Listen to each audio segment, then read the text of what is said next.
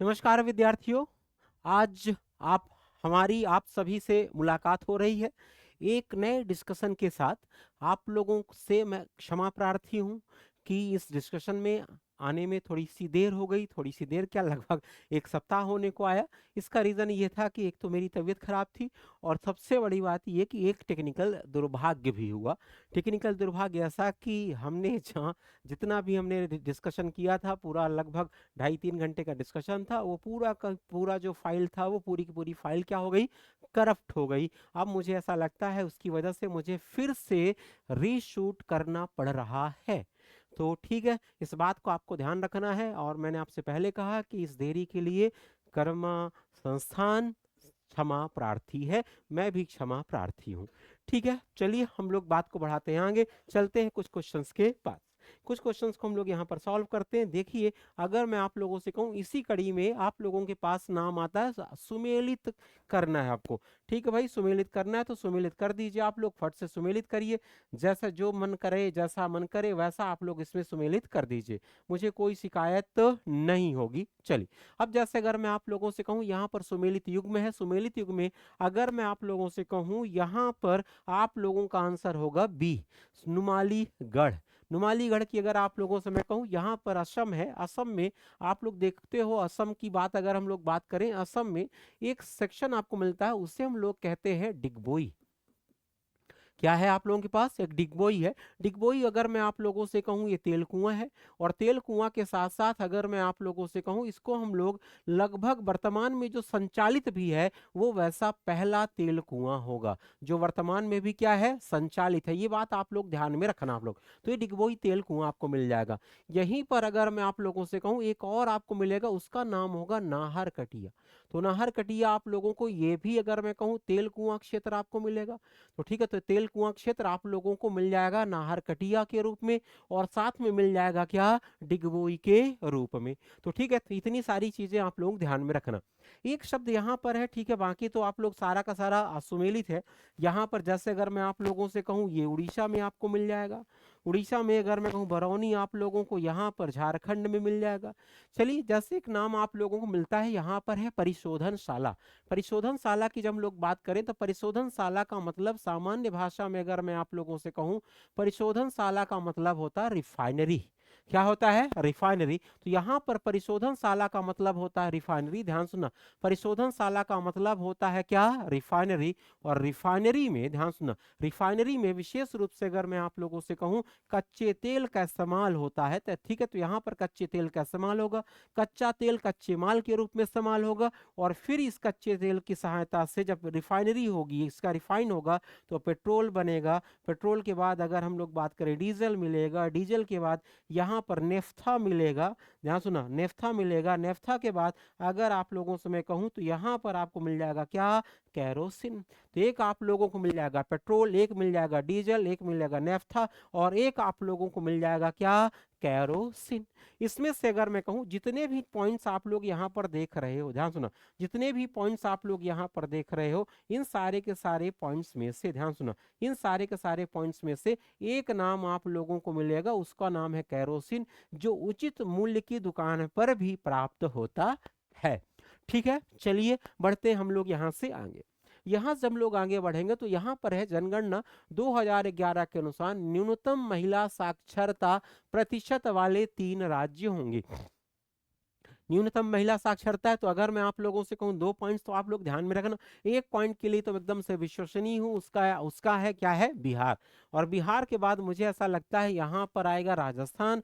बिहार और राजस्थान यहाँ पर आ गए, इसका मतलब आप लोगों का हो गया उत्तर ए।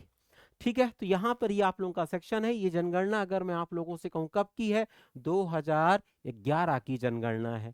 2011 की जनगणना है। सबसे बड़ी बात ये कि अगर आप लोगों से मैं कहूँ 2011 की जनगणना है, अभी 2021 में जनगणना होने वाली थी, ध्यान सुनना, होने वाली थी लेकिन हुई नहीं।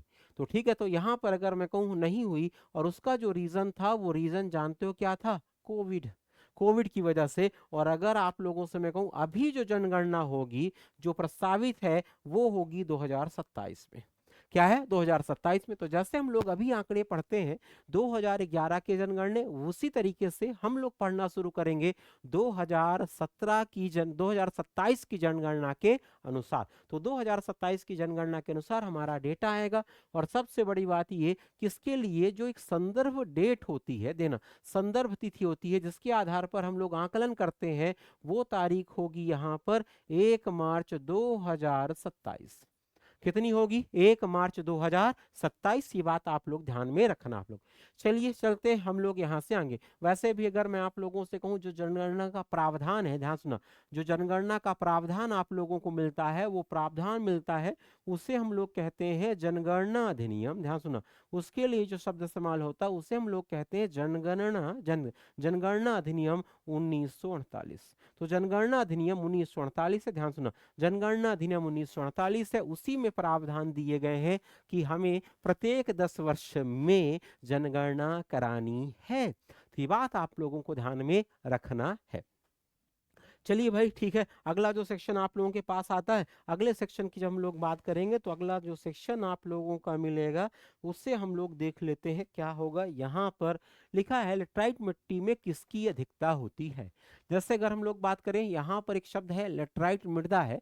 लेटराइट मृदा का जो उद्देश्य होता है, वो निर्माण जो होता है वो होता है निक्षालन की क्रिया से। कौन सी क्रिया है? निक्षालन क्रिया है। तो यहां पर आप लोगों को मिल जाएगी एक क्रिया, उसे हम लोग कहेंगे निक्षालन क्रिया। निक्षालन का मतलब यहां पर होता है बह जाना। क्या होता है? बह जाना। या फिर अगर मैं आप लोगों से कहूं, इससे हम लोग कह सकते हैं हट जाना। तो बह जाना या फिर जो कहलाता है हट जाना, इसको हम लोग कहते हैं क्या? निक्षालन की क्रिया। अब जैसे अगर हम लोग बात करें तो यहां पर है बह जाना या हट जाना, इसको हम लोग कहते हैं निक्षालन की क्रिया। ध्यान सुना, निक्षालन की क्रिया इसको हम लोग कहते हैं। तो अब आप लोग बताओ हटेगा कौन? जो हल्का तत्व होगा कि जो भारी तत्व होगा? जो हल्का तत्व होगा। तो सीधी सी बात है, तो अधिकता किसकी मिलेगी यहाँ पर? भारी तत्व की अधिकता। तो ठीक है, तो यहाँ पर आपको मिल जाएगी भारी तत्व की अधिकता। तो यहाँ पर आप लोगों को भारी तत्व की अधिकता मिल जाएगी। चलिए, भारी तत्व की अधिकता मिलेगी। अगर भारी तत्व की अधिकता मिलेगी, उन भारी तत्वों में एक नाम है, उसे कहते हैं लोहा। क्या है? लोहा। और एक बात आप लोग ध्यान में रखना, अगर कहीं पर लोहा मिल रहा है तो ये बात आप लोग और ध्यान में रखना, लोहा के साथ साथ मृदा में एल्यूमिनियम अनिवार्य रूप से मिलेगा। जहां पर लोहा मिलेगा वहां पर मृदा में एल्यूमिनियम जो होगा वो क्या होगा? अनिवार्य रूप से मिलेगा। तो चलिए ठीक है भाई, यहां पर आप लोगों को मिल गया लोहा, यहां पर आप लोगों को मिल गया क्या? एल्यूमिनियम। तो लोहा और एल्यूमिनियम अनिवार्य रूप से आप लोगों को यहाँ पर मिल जाएंगे, कोई दिक्कत की बात नहीं भाई। ठीक है भाई, यहाँ पर लोहा मिल गया, लोहा के साथ साथ मिल गया आप लोगों को क्या? एल्यूमिनियम।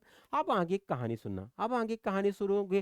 तो जैसे अगर मैं आप लोगों से कहूं, जहां पर लेटराइट मृदा होती है वहां पर वर्षा की अधिकता होती है। किसकी अधिकता होती है? वर्षा की अधिकता होती है। और जब ये वर्षा का जल, सीधी सी बात है, लोहे से क्रिया करेगा तो यहां पर बनेगा आयरन ऑक्साइड। क्या बनेगा? Iron oxide. तो ठीक है, तो यहां पर आप लोग ध्यान रखना, तो यहां पर आपको मिल जाएगा कौन सा ऑक्साइड? आयरन ऑक्साइड मिल जाएगा। और इसी आयरन ऑक्साइड की वजह से लेटराइट जो मृदा होती है, लेटराइट मृदा का जो यहाँ पर कलर होता है, वो कलर कैसा होता है? यहाँ पर लाल होता है। तो लेटराइट मृदा का कलर कैसा होगा? लाल होगा। ये बात आप लोग ध्यान में रखना। चलिए बढ़ते हम लोग यहाँ से आगे। यहाँ से हम लोग आगे बढ़ेंगे तो अगला सेक्शन आप लोगों के पास आता है। यहाँ पर आप लोग देखिए क्या मिलेगा आपको। यहाँ पर रेगुर मृदा, ध्यान सुना, क्या है? रेगुर मृदा। किस मृदा को कहा जाता है? काली मृदा को। काली मृदा को है। जैसे अगर मैं आप लोगों से कहूँ तो यहाँ पर लॉजिक सुनना, लेटराइट मृदा है, इसको हम लोग कहते हैं भवन निर्माण। कौन सी मृदा कहते हैं? भवन निर्माण मृदा। तो ठीक है, भवन निर्माण मृदा कहते हैं। यहाँ पर अगर मैं कहूँ, यहाँ पर लेटराइट का मतलब ही होता है क्या? ईंट होता है। चलिए, जलोढ़ मृदा है। जलोढ़ मृदा के लिए अगर हम कहूँ मध्य प्रदेश के संदर्भ में देखोगे तो इसको हम लोग कछारी मृदा कहते हैं। कौन सी मृदा कहते हैं? कछारी मृदा कहते हैं। काली मृदा है। काली मृदा को तो रेगुर हम कहते ही, ध्यान सुना, रेगुर हम लोग कहते ही हैं। रेगुर के साथ साथ अगर मैं आप लोगों से कहूं, इसको मैं कह सकता हूं स्वतः जुती हुई मृदा। स्वतः जुती हुई मृदा, तो इसको हम लोग एक और नाम से जान सकते हैं, स्वतः जुती हुई मृदा। अगर इसी मृदा को, ध्यान सुना, इसी मृदा को आप लोग यूक्रेन ले जाओगे, विश्व के संदर्भ में देखोगे तो इसी को हम लोग कहते हैं चरनोजम। किस नाम से जानते हैं इसको हम लोग? चरनोजेम। चरनोजेम हम लोग इसको कहते हैं किसके संदर्भ में? विश्व के संदर्भ में। और सबसे बड़ी बात ये, किसी चरनोजेम मृदा की वजह से यूक्रेन में गेहूं का उत्पादन होता है। किसका उत्पादन होता है? गेहूं का उत्पादन होता है। और इसी गेहूं के उत्पादन की वजह से जो यूक्रेन है, वो अगर आप लोगों से मैं कहूं, उसको हम लोग कहते हैं रोटी की डलिया। कौन सी डलिया कहेंगे? रोटी की डलिया। तो ध्यान सुनना आप लोग, रोटी की डलिया कहलाता है। तो ये पॉइंट आप लोगों को यहाँ पर मिल जाएगा। इसे हम लोग कह देंगे चरनोजम। यहाँ पर जो लाल मृदा है, लाल मृदा को हम लोग, कुछ लोग भटा या फिर इसको कुछ लोग भाटा कहते हैं। क्या कहते हैं? भाटा। ये भाटा विशेष रूप से अगर मैं कहूँ मध्य प्रदेश और छत्तीसगढ़ के संदर्भ में, किसके संदर्भ में? मध्य प्रदेश और छत्तीसगढ़ के संदर्भ में इसको भाटा भी कहते हैं। ये बात आप लोग ध्यान रखना। और यही जलोढ़ मृदा जो है, ध्यान सुना, यही जलोढ़ मृदा है, इसी जलोढ़ मृदा में अगर यहाँ पर आप लोगों को लवणता मिल जाए, कौन सी लवणता? लवणता की अधिकता मिल जाए, मतलब मृदा लवणी हो जाएगी, तो इसी को हम लोग कहने लगते हैं रेह, इसी को हम लोग कहने लगते हैं कल्लर, इसी को हम लोग कहने लगते हैं थुर, इसी को हम लोग कहने लगते हैं ऊसर। तो रेह, कल्लर, थुर, ऊसर, ये सब के सब, ध्यान सुना, सब के सब क्या कहलाते हैं? यहाँ पर जलोढ़ मृदा कहलाते हैं। तो ठीक है, तो ये पॉइंट आप लोग यहाँ पर ध्यान में रखना। इसके अतिरिक्त यहाँ पर और कुछ भी नहीं है। चलिए बढ़ते हैं हम लोग यहाँ से आगे। जब हम लोग यहाँ से आगे बढ़ते हैं तो अगला जो सेक्शन आएगा, यहाँ पर देखिए, मैंग्रोव वनस्पति के कवरेज क्षेत्र की दृष्टि से निम्नलिखित राज्यों को अवरोही में चुने, या वैसे अगर मैं कहूँ अवरोही क्रम में चुने हैं, तो ठीक है। तो यहाँ पर आप लोगों को मिल जाएगा एक सेक्शन, उससे हम लोग कहते हैं अवरोही क्रम। चलिए यहाँ से जब हम लोग बात करेंगे, अवरोही क्रम की बात करेंगे, तो अवरोही क्रम में बस एक पॉइंट आप लोग या एक दो बातें आप लोग ध्यान में रखना। अवरोही क्रम की जब हम लोग बात करेंगे तो इसका मतलब होता है घटते हुए क्रम में, घटते हुए क्रम में। तो ठीक है, तो यहाँ पर आप लोगों को मिल जाएगा घटते हुए क्रम में। जल्दी से मुझे ऐसा लगता है कि अगर आप लोगों से मैं कहूँ सारा का सारा सेक्शन इसमें से है, एक दो पॉइंट्स आप लोग यहाँ पर पकड़ लोगे तो वैसे आंसर हो जाएगा। जैसे अगर मैं आपसे कहूँ तो यहाँ पर सबसे ज्यादा अगर आप लोगों को वनस्पति मिलेगी, तो वो वनस्पति यहाँ पर आपको मिल जाएगी पश्चिम बंगाल में। कहाँ पर मिलेगी? पश्चिम बंगाल में। तो आंसर आप लोगों का हो जाएगा बी। तो पश्चिम बंगाल में सर्वाधिक मैंग्रोव वन पाए जाते हैं। मैंग्रोव वन सीधी सी बात है, तो अगर मैं आप लोगों से कहूँ विशेष रूप से अगर मैं कहूँ, या तो वो डेल्टाई क्षेत्र होगा, ध्यान सुना, या तो डेल्टाई क्षेत्र होगा, या फिर वहां पर खारा पानी होगा। क्या ऐसा पानी होगा? खारा पानी का क्षेत्र होगा। इस वजह से तो वहां पर आप लोगों को मैंग्रोव वन आपको आसानी से मिल जाएंगे।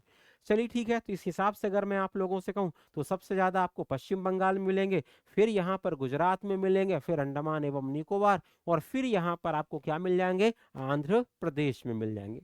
चलिए यहाँ पर जो अंडमान निकोबार है ना, यहाँ पर सिर्फ और सिर्फ मैंग्रोव नहीं बनते, ध्यान सुना, यहाँ पर मैंग्रोव के साथ साथ अगर मैं आप लोगों से कहूँ सदाहरित वन भी पाए जाते हैं। कैसे वन पाए जाते हैं? सदाहरित वन। तो अंडमान एवं निकोबार में मैंग्रोव मिलते हैं, मैंग्रोव के साथ साथ सदाहरित वन भी मिलते हैं। तो ठीक है, तो ये आपका आंसर हो जाएगा। बस एक बात आप लोग ध्यान रखना, मैंग्रोव जो वन होते हैं, ध्यान सुना, मैंग्रोव जो वन होते हैं, इन मैंग्रोव वनों के लिए, ध्यान सुना, जो मैंग्रोव वन होते हैं उन मैंग्रोव वनों के लिए हम लोग कुछ शब्द भी इस्तेमाल करते हैं, कुछ शब्द, या फिर उसे हम लोग कहते हैं संरक्षक या रक्षक। तो ठीक है, तो इसके लिए जो शब्द इस्तेमाल होता है उसे हम लोग कहते हैं संरक्षक, या फिर उसे हम लोग कहते हैं रक्षक। अब प्रश्न ये बनता है किसका संरक्षक, ध्यान सुना, किसका संरक्षक या फिर किसका रक्षक। तो जब हम लोग यहाँ पर संरक्षक या रक्षक की बात करेंगे तो देखिए आप लोगों को कौन कौन से यहाँ पर फैक्ट्स मिल जाएंगे। चलिए देखना, जैसे अगर हम लोग बात करें यहाँ पर रक्षक और संरक्षक की बात करेंगे, तो एक तो ये यहाँ पर चक्रवात से रक्षा होती है, तो ठीक है भाई, चक्रवात से रक्षा होती है। फिर ये हमारी सुनामी से रक्षा करते हैं।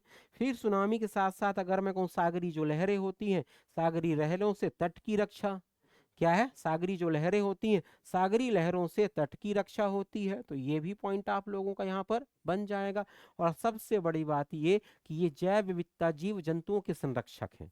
यहाँ पर जीव जंतुओं के लिए आवास मिलता है, तो यहाँ पर अगर मैं कह दूं जीव जंतुओं के लिए आवास, तो ठीक है, तो यहाँ पर अगर मैं आप लोगों से कहूँ जैव विविधता, जैव जीव जंतुओं के लिए आवास मिल जाएगा, और अगर जैव जीव जंतुओं का आवास मिल जाएगा तो उनकी संख्या बढ़ जाएगी, ध्यान सुनो, उनकी संख्या बढ़ जाएगी, और अगर संख्या बढ़ गई तो वहां पर जैव विविधता का विकास हो जाएगा।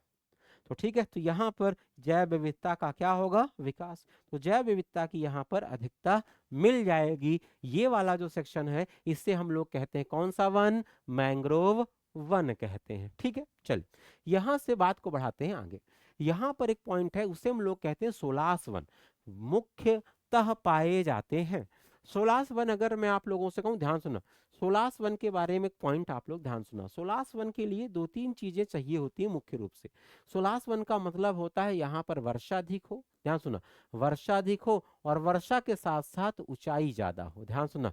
तो वर्षा ज्यादा हो और वर्षा के साथ साथ यहाँ पर ऊंचाई भी ज्यादा हो, तो वर्षा भी अधिक हो और ऊंचाई भी ज्यादा हो। और आप लोग जानते हो वर्षा और ऊंचाई दो की दोनों, अगर मैं आप लोगों से कहूं भारत में दो ही क्षेत्रों में पाए जाते हैं।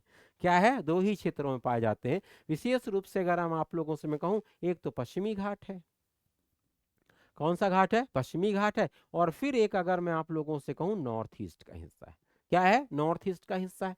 तो अब अगर आप लोगों से मैं कहूं यहाँ पर जो सोलास वन है, सोलास वन आप लोग दो ही क्षेत्र में मिल सकते हैं। पश्चिमी घाट का मतलब, पश्चिमी घाट का मतलब यहाँ पर अन्नामलाई, ध्यान सुना, यहाँ पर आपको मिलेगा अन्नामलाई। अन्नामलाई के बाद अगर मैं आप लोगों से कहूँ नीलगिरी, तो यहाँ पर ये नीलगिरी आपको मिल जाएगा, तो यहीं पर नीलगिरी। यहीं पर अगर आप लोगों से मैं कहूँ इलायची की भी पहाड़ियाँ आपको मिल जाएंगी, तो यहाँ पर ये आपको मिल जाएंगी इलायची की पहाड़ियाँ। अब आप लोग देख लीजिए यहाँ पर विकल्प है, इस विकल्प के अनुसार अगर मैं आप लोगों से कहूँ तो आंसर हो जाएगा ए। क्या हो जाएगा, ए। तो अन्नामलाई, नीलगिरी और इलायची की पहाड़ियां। चलिए ठीक है, तो यहाँ पर इसका तो कोई विकल्प ही नहीं, तो हो ही नहीं सकता। और ये अगर मैं आप लोगों से कहूँ सोलास वन जो होते हैं, सोलास वन का जो विस्तार पाया जाता है मुख्य रूप से अगर राज्य के संदर्भ में देखा जाए तो केरल और तमिलनाडु। तो केरल और जो तमिलनाडु का क्षेत्र है, केरल और तमिलनाडु के क्षेत्र में आप लोगों को सोलास वनों की क्या मिलेगी, अधिकता मिलेगी। दो ही राज्य हैं जहां पर सोलास वन सर्वाधिक पाए जाते हैं। और सबसे बड़ी बात ये कि जो सोलास वन होते हैं, ध्यान सुना, सोलास वन होते हैं यहाँ पर जैव विविधता अधिक पाई जाती है। तो ठीक है, तो ये पॉइंट आप लोग ध्यान रखना। तो यहाँ पर आपको मिलेगी जैव विविधता की अधिकता। तो जैव विविधता की अधिकता मिलेगी कहाँ पर, सोलास वनों में मिल जाएगी। तो ठीक है, तो ये आपका पॉइंट बन जाएगा। चलिए चलते हैं यहाँ से आगे। यहाँ पर है उष्णकटिबंधीय आर्द्र पर्णपाती वनों के संबंध में असत्य कथन का चयन करें। ध्यान सुना, तो यहाँ पर कौन सा प्रश्न आ रहा है, यहाँ पर एक शब्द आ रहा है, उससे हम लोग कहेंगे कौन सा कथन, असत्य कथन कहेंगे। चलिए, असत्य कथन है उष्णकटिबंधीय आर्द्र पर्णपाती वनों के संदर्भ में असत्य कथन का चुनाव करना। चलिए भाई ठीक है, तो यहाँ पर पहले तो पॉइंट देखना, उष्णकटिबंधीय आर्द्र पर्णपाती, ये जो उष्णकटिबंधीय है ना, ये अंडरस्टूड है। आपकी मध्य प्रदेश में कहूँ या भारत में कहूँ, जो भी वन होंगे उन वनों के आगे आप लोग उष्णकटिबंधीय शब्द इस्तेमाल कर लेना, कभी गलत नहीं होगा। हम लोग हाँ ज्यादा से ज्यादा कैसे कहते हैं, हम लोग पर्णपाती कहते हैं। पर्णपाती भी दो प्रकार के होते हैं, तो हम लोग उनको कह देते हैं शुष्क पर्णपाती और आर्द्र पर्णपाती, बस इतनी बात होती है। तो जैसे अगर हम लोग बात करें तो यहाँ पर जो आर्द्र पर्णपाती वन होते हैं, इन्हीं को हम लोग सामान्य रूप से मानसूनी वन कहते हैं। कौन सा वन कहते हैं, मानसूनी वन कहते हैं। और मानसूनी वन है तो सीधी सी बात है, मानसून कभी आता है कभी जाता है, मतलब यहाँ पर सदा हरित वन नहीं पा सकते, तो पतझड़ वन होंगे। तो सामान्य रूप से अगर मैं आप लोगों से कहूँ, ये कैसे वन होते हैं, पतझड़ वन होते हैं। क्योंकि मानसून कभी आता है कभी जाता है, तो पत्ते कभी आएंगे कभी जाएंगे, जब पत्ते कभी आएंगे जाएंगे तो उससे बन जाएगा क्या, पतझड़। अब मूल बात यह है, इसकी जो प्रजातियां होती हैं, इस प्रकार के जो वनों की प्रजातियां होती हैं, वो प्रजातियां देख लीजिए तो आपको उत्तर मिल जाएगा। प्रजातियों में अगर आप लोगों से मैं कहूँ, प्रजातियों में एक नाम आपको मिलेगा साल, फिर एक नाम आप लोगों को मिलेगा सागौन, फिर यहीं पर एक नाम आपको और मिल सकता है, उसे हम लोग कहेंगे शीशम। तो ये जो साल, सागौन, शीशम होते हैं, ये सब की सब, इनको हम लोग कहते हैं इमारती लकड़ियां। कैसी लकड़ियां कहते हैं? इमारती लकड़ियां। तो इनके लिए जो शब्द इस्तेमाल होता है उससे हम लोग कह देते हैं कौन सी लकड़ियां? इमारती लकड़ियां कहते हैं। तो ठीक है भाई, ये सब की सब कहलाएंगी इमारती लकड़ियां कहलाएंगी। तो ये बात आप लोग यहाँ पर ध्यान में रखना। तो इनको हम लोग कहेंगे इमारती लकड़ियां। और इमारती लकड़ियां मुझे ऐसा लगता है कि इन्हीं से सोफा बनता है, घर में इस्तेमाल होता है। तो कुल मिला के अगर मैं कहूँ ये आर्थिक रूप से महत्वपूर्ण, आर्थिक रूप से क्या होंगी? महत्वपूर्ण होंगी। तो ठीक है, तो यहां पर आप लोग ध्यान रखना, आर्थिक रूप से क्या हो जाएंगी? महत्वपूर्ण हो जाएंगी। चलिए ठीक है, यहां से हम लोग बढ़ते हैं आगे। यहां से हम लोग आगे बढ़ेंगे तो अगला पॉइंट है, इसी में देख लीजिए, विकल्प देख लीजिए। यहाँ पर आर्द्र पर्णपाती वन पतझड़ कहलाते हैं। 100 से 200 कितना है? 100 से 200। अगर यहाँ पर वर्षा की मात्रा 200 सेंटीमीटर से ज्यादा हो जाए तो फिर यहाँ पर आपको मिल जाएंगे सदाहरित वन। कौन से वन मिल जाएंगे? सदाहरित वन मिल जाएंगे। चलिए, यहाँ पर बाकी तो ठीक है, देख लीजिए यहाँ पर पूरे पश्चिमी घाट के पूर्वी ढाल है। अब एक बात आप लोग ध्यान सुनना, जो पश्चिमी घाट है इसमें बहुत बढ़िया लॉजिक है। ये पश्चिमी घाट है, ध्यान सुना, ये पश्चिमी घाट आपको मिलेगा। इस पश्चिमी घाट का ध्यान सुना, ये अगर मैं आप लोगों से कहूँ ये पूर्वी ढाल कहलाया। कौन सा ढाल कहलाया? पूर्वी ढाल कहलाया। और ये वाला सेक्शन ध्यान सुना, ये वाला जो सेक्शन है, 1 मिनट,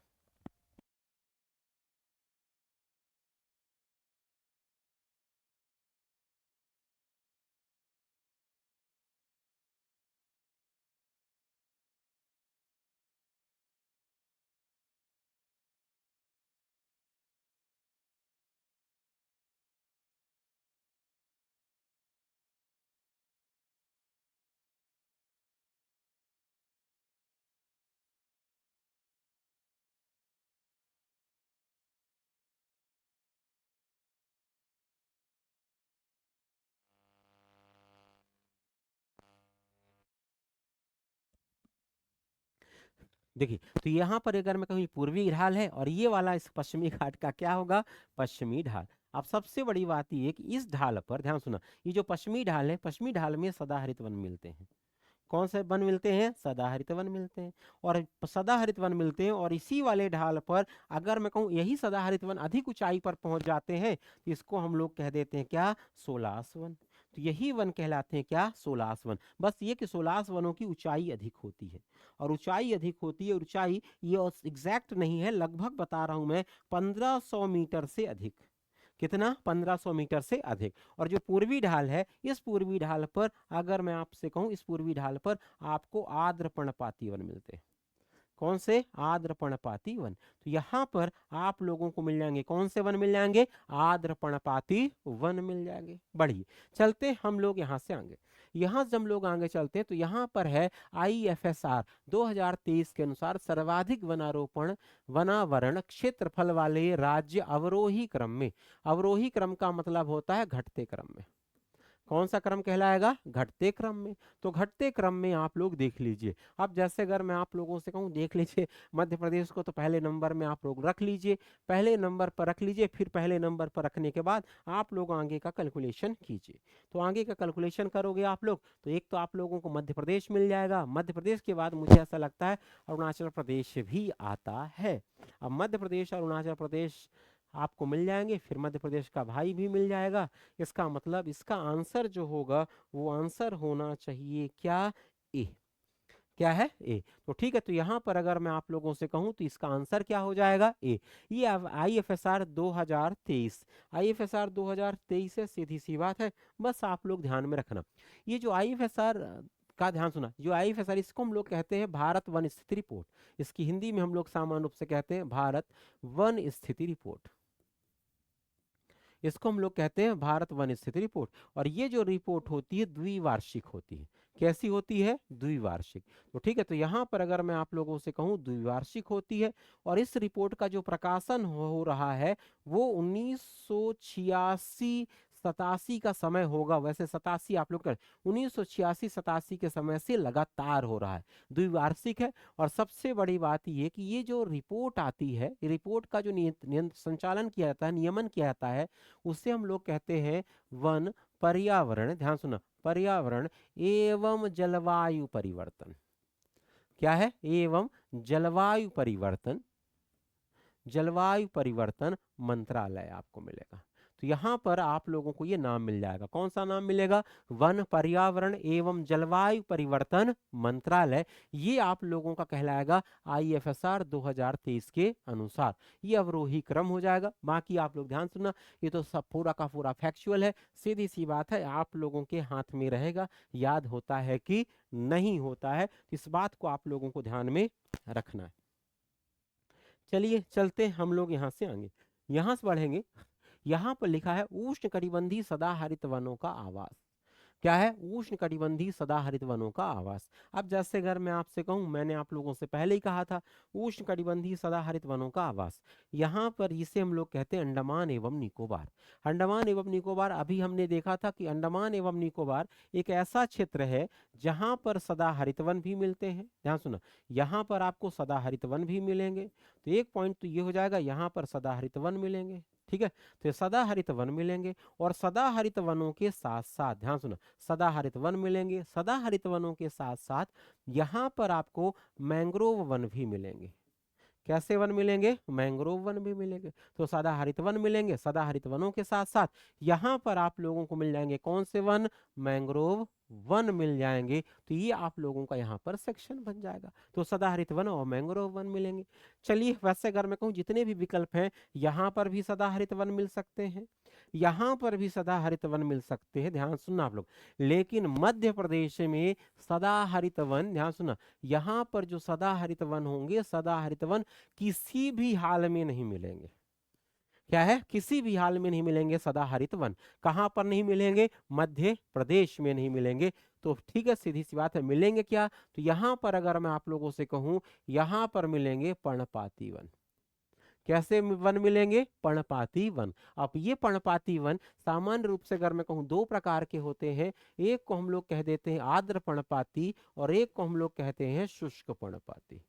क्या है? शुष्क पर्णपाती। तो ठीक है, तो एक आर्द्र पर्णपाती हो गया, और एक अगर आप लोगों से मैं कहूं दूसरा जो होगा शुष्क पर्णपाती। तो एक आर्द्र पर्णपाती हो गया, दूसरा क्या हो जाएगा? शुष्क पर्णपाती हो जाएगा। तो ठीक है, इतने सारे सेक्शन आपको मिल जाएंगे। इसको हम लोग कहते हैं उष्णकटिबंधीय सदाहरित वनों का आवास। चलिए बढ़ते हैं यहाँ से आगे। यहाँ से हम लोग आगे बढ़ेंगे तो अगला जो सेक्शन आप लोगों के पास आएगा, उसमें देखिए आप लोगों को क्या मिलेगा। यहां से हम लोग पढ़ेंगे आगे, भारतीय सिंचाई प्रणाली। ध्यान सुना, भारतीय सिंचाई प्रणाली, भारतीय सिंचाई प्रणाली का जनक किसे कहा जाता है? भारतीय सिंचाई प्रणाली का जो जनक कहा जाता है, इनमें से अगर मैं आप लोगों से कहूं कनूरी लक्ष्मण राव, इनको हम लोग कहते, ध्यान सुना, ये हो गया कनूरी, ये हो गया लक्ष्मण, और ये हो गया राव। तो इनको हम लोग कहते हैं केएल राव। केएल राव, ये बात अलग है कि केएल राव में एक नाम आपको केएल राहुल भी मिलेंगे। तो ठीक है, तो यहाँ पर केएल राहुल मिलेंगे, लेकिन सीधी सी बात है, ये जो केएल राहुल आपको मिलेंगे, ये मूल रूप से अगर मैं कहूँ क्रिकेटर है। इनका कोई भी संबंध नहीं है किससे? भारतीय सिंचाई प्रणाली से आपको मिलेगा। ध्यान सुना, इसमें से अगर मैं कहूँ कैप्टन जो दस्तूर है, ये अगर आप, मुझे जितना समझ में आ रहा है, तो इनका भी संबंध जो था वो नदी जोड़ो परियोजना से था। क्या है? नदी जोड़ो परियोजना। तो नदी जोड़ो परियोजना से इनका भी संबंध था, दस्तूर जी का। उन्होंने भी सलाह दी थी कि नदियों को आपस में जोड़ देना चाहिए। और सबसे बड़ी बात ये कि विशेष रूप से अगर मैं कहूँ प्रायद्वीपीय नदियों को जोड़ने की बात, किसको जोड़ने की बात? प्रायद्वीपीय नदियों को जोड़ने की बात इन्होंने कही थी। ठीक है, इसमें से बाकी सरदार वल्लभ भाई पटेल हैं, जवाहरलाल नेहरू हैं। इनके समय अगर मैं कहूँ भारत में मल्टीपर्पज प्रोजेक्ट्स, यानी अगर आप लोगों से मैं कहूँ बहुउद्देशीय, क्या कहेंगे? बहुउद्देशीय परियोजना, यहां से शुरू होगी बहुउद्देशीय परियोजना। बहुउद्देशीय परियोजना का यहीं से क्या हुआ? यहां से आरंभ हुआ। बहुउद्देशीय परियोजना के आरंभ के समय अगर मैं आप लोगों से कहूं भारत के प्रधानमंत्री अगर कोई थे तो उनका नाम था जवाहरलाल नेहरू, और यहाँ पर सरदार वल्लभ भाई पटेल अपने, सीधी सी बात है, लौह पुरुष के रूप में जानते हैं। बाकी आप लोग सब जानते हैं उनके बारे में, मुझे ज्यादा बताने की जरूरत नहीं है। लेकिन अगर आप लोगों से मैं कहूं, अगर कोई आप लोगों से कहे आधुनिक, ध्यान सुना, अगर कोई आप लोगों से कहे आधुनिक सिंचाई का जनक, आधुनिक सिंचाई का जनक कौन है? तो आधुनिक सिंचाई के जनक की अगर मैं बात करूं, आप लोगों ने नाम सुना होगा विश्वेश्वरैया का। विश्वेश्वरैया। तो विश्वेश्वरैया जी को कहा जाता है क्या, आधुनिक सिंचाई का जनक कहा जाता है। ठीक है, चलिए चलते हैं हम लोग यहाँ से आगे। जब हम लोग यहाँ से आगे बढ़ेंगे तो अगला पॉइंट आप लोगों का आता है, तिपाई मुख बांध परियोजना से संबंधित विवाद है। तिपाई मुख परियोजना है भाई, ठीक है, देखना ले, तिपाई मुख परियोजना है। तिपाई मुख परियोजना की अगर मैं बात करूं, पहली बात तो देख लीजिए, अगर मैं आप लोगों से कहूं तिपाई मुख यहाँ पर बराक नदी पर है। किस नदी पर है, बराक नदी पर। यही बराक नदी है जिसको सामान्य रूप से हम लोग मेघना भी कहते हैं। क्या कहते हैं, मेघना। बराक नदी है, और इस बराक नदी का जो संबंध है या उद्गम जो आपको मिलेगा, इसका जो उद्गम आपको मिलेगा, उद्गम आपको मिलेगा मणिपुर से। कहाँ से मिलेगा, मणिपुर से। तो मणिपुर से यहाँ पर आपको मिल जाएगा क्या, उद्गम। तो यहाँ पर आपको मिल जाएगा बराक या फिर मेघना। इसका उद्गम होता है कहाँ पर से, मणिपुर से। अब अगर आप लोगों से मैं कहूँ, बाकी एक तो बात बता ले, इसी बराक के आधार पर अगर मैं आप लोगों से कहूँ एक मिसाइल बनी है, उसका नाम है ब्रह्मोस। क्या है, ब्रह्मोस। तो उसमें से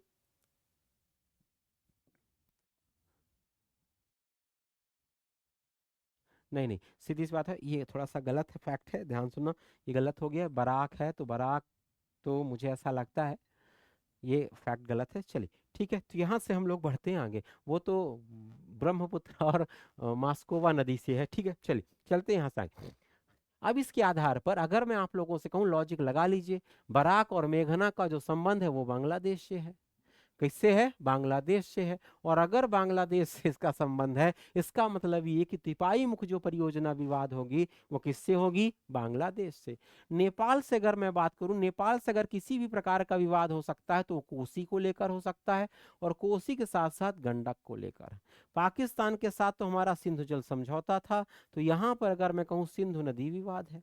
या सिंधु नदी विवाद का मतलब है सिंधु और उसकी जितनी भी सहायक नदियां हैं जिनका विस्तार पाकिस्तान में है, उनको लेकर विवाद है। ये पॉइंट आप लोगों का बन जाएगा। और इसी में अगर मैं कहूँ, एक समझौता भी हुआ था, जो समझौता अभी भारत के प्रधानमंत्री के द्वारा या भारत के द्वारा तोड़ दिया गया है। तो यहाँ पर समझौता 1960 में, कब का है, 1960 में समझौता तोड़ दिया गया। और कह दिया गया, तो सीधी सी बात है, खून और पानी दोनों साथ साथ नहीं बह सकते। और मुझे ऐसा लगता है कि भारत का ये अब तक का सबसे बेहतरीन और सबसे बेस्ट एग्जाम उदाहरण था विदेश नीति के संदर्भ में। और म्यांमार है, म्यांमार के साथ कोई विशेष नदी तो बहती नहीं है, कोई विशेष वो है नहीं बड़ी बड़ी, तो उससे विवाद होने की कोई संभावना है ही नहीं। चले फिर यहाँ से आगे, चलिए यहाँ से अगर हम लोग बात करें तो यहाँ पर देख लीजिए आप लोग, यहाँ पर सुमेलित नहीं है। सुमेलित नहीं है, जल्दी से आप लोग मुझे बता दीजिए, एक घाट प्रवाह है, एक माल प्रवाह है। घाट प्रवाह है, माल प्रवाह है, जल्दी से आप लोग मुझे बताइए फट से। चले यहाँ से आगे, चलिए। अब मुझे ऐसा लगता है कि अगर थोड़ा सा किसी ने दिमाग लगाया होगा तो फट से हो गया हो। ये है जवाई परियोजना। कौन सी परियोजना, जवाई। जवाई की अगर मैं आप लोगों से कहूँ, जवाई लूनी की सहायक नदी है। किसकी सहायक नदी है, लूनी की सहायक नदी है। तो ठीक है, तो अगर लूनी की सहायक नदी है, और लूनी को हम लोग कहते हैं राजस्थान की जीवन रेखा। राजस्थान की क्या कहलाएगी, जीवन रेखा। तो इसको हम लोग कहेंगे राजस्थान की जीवन रेखा। तो ये कहलाती है राजस्थान की जीवन रेखा, कौन सी, लूनी।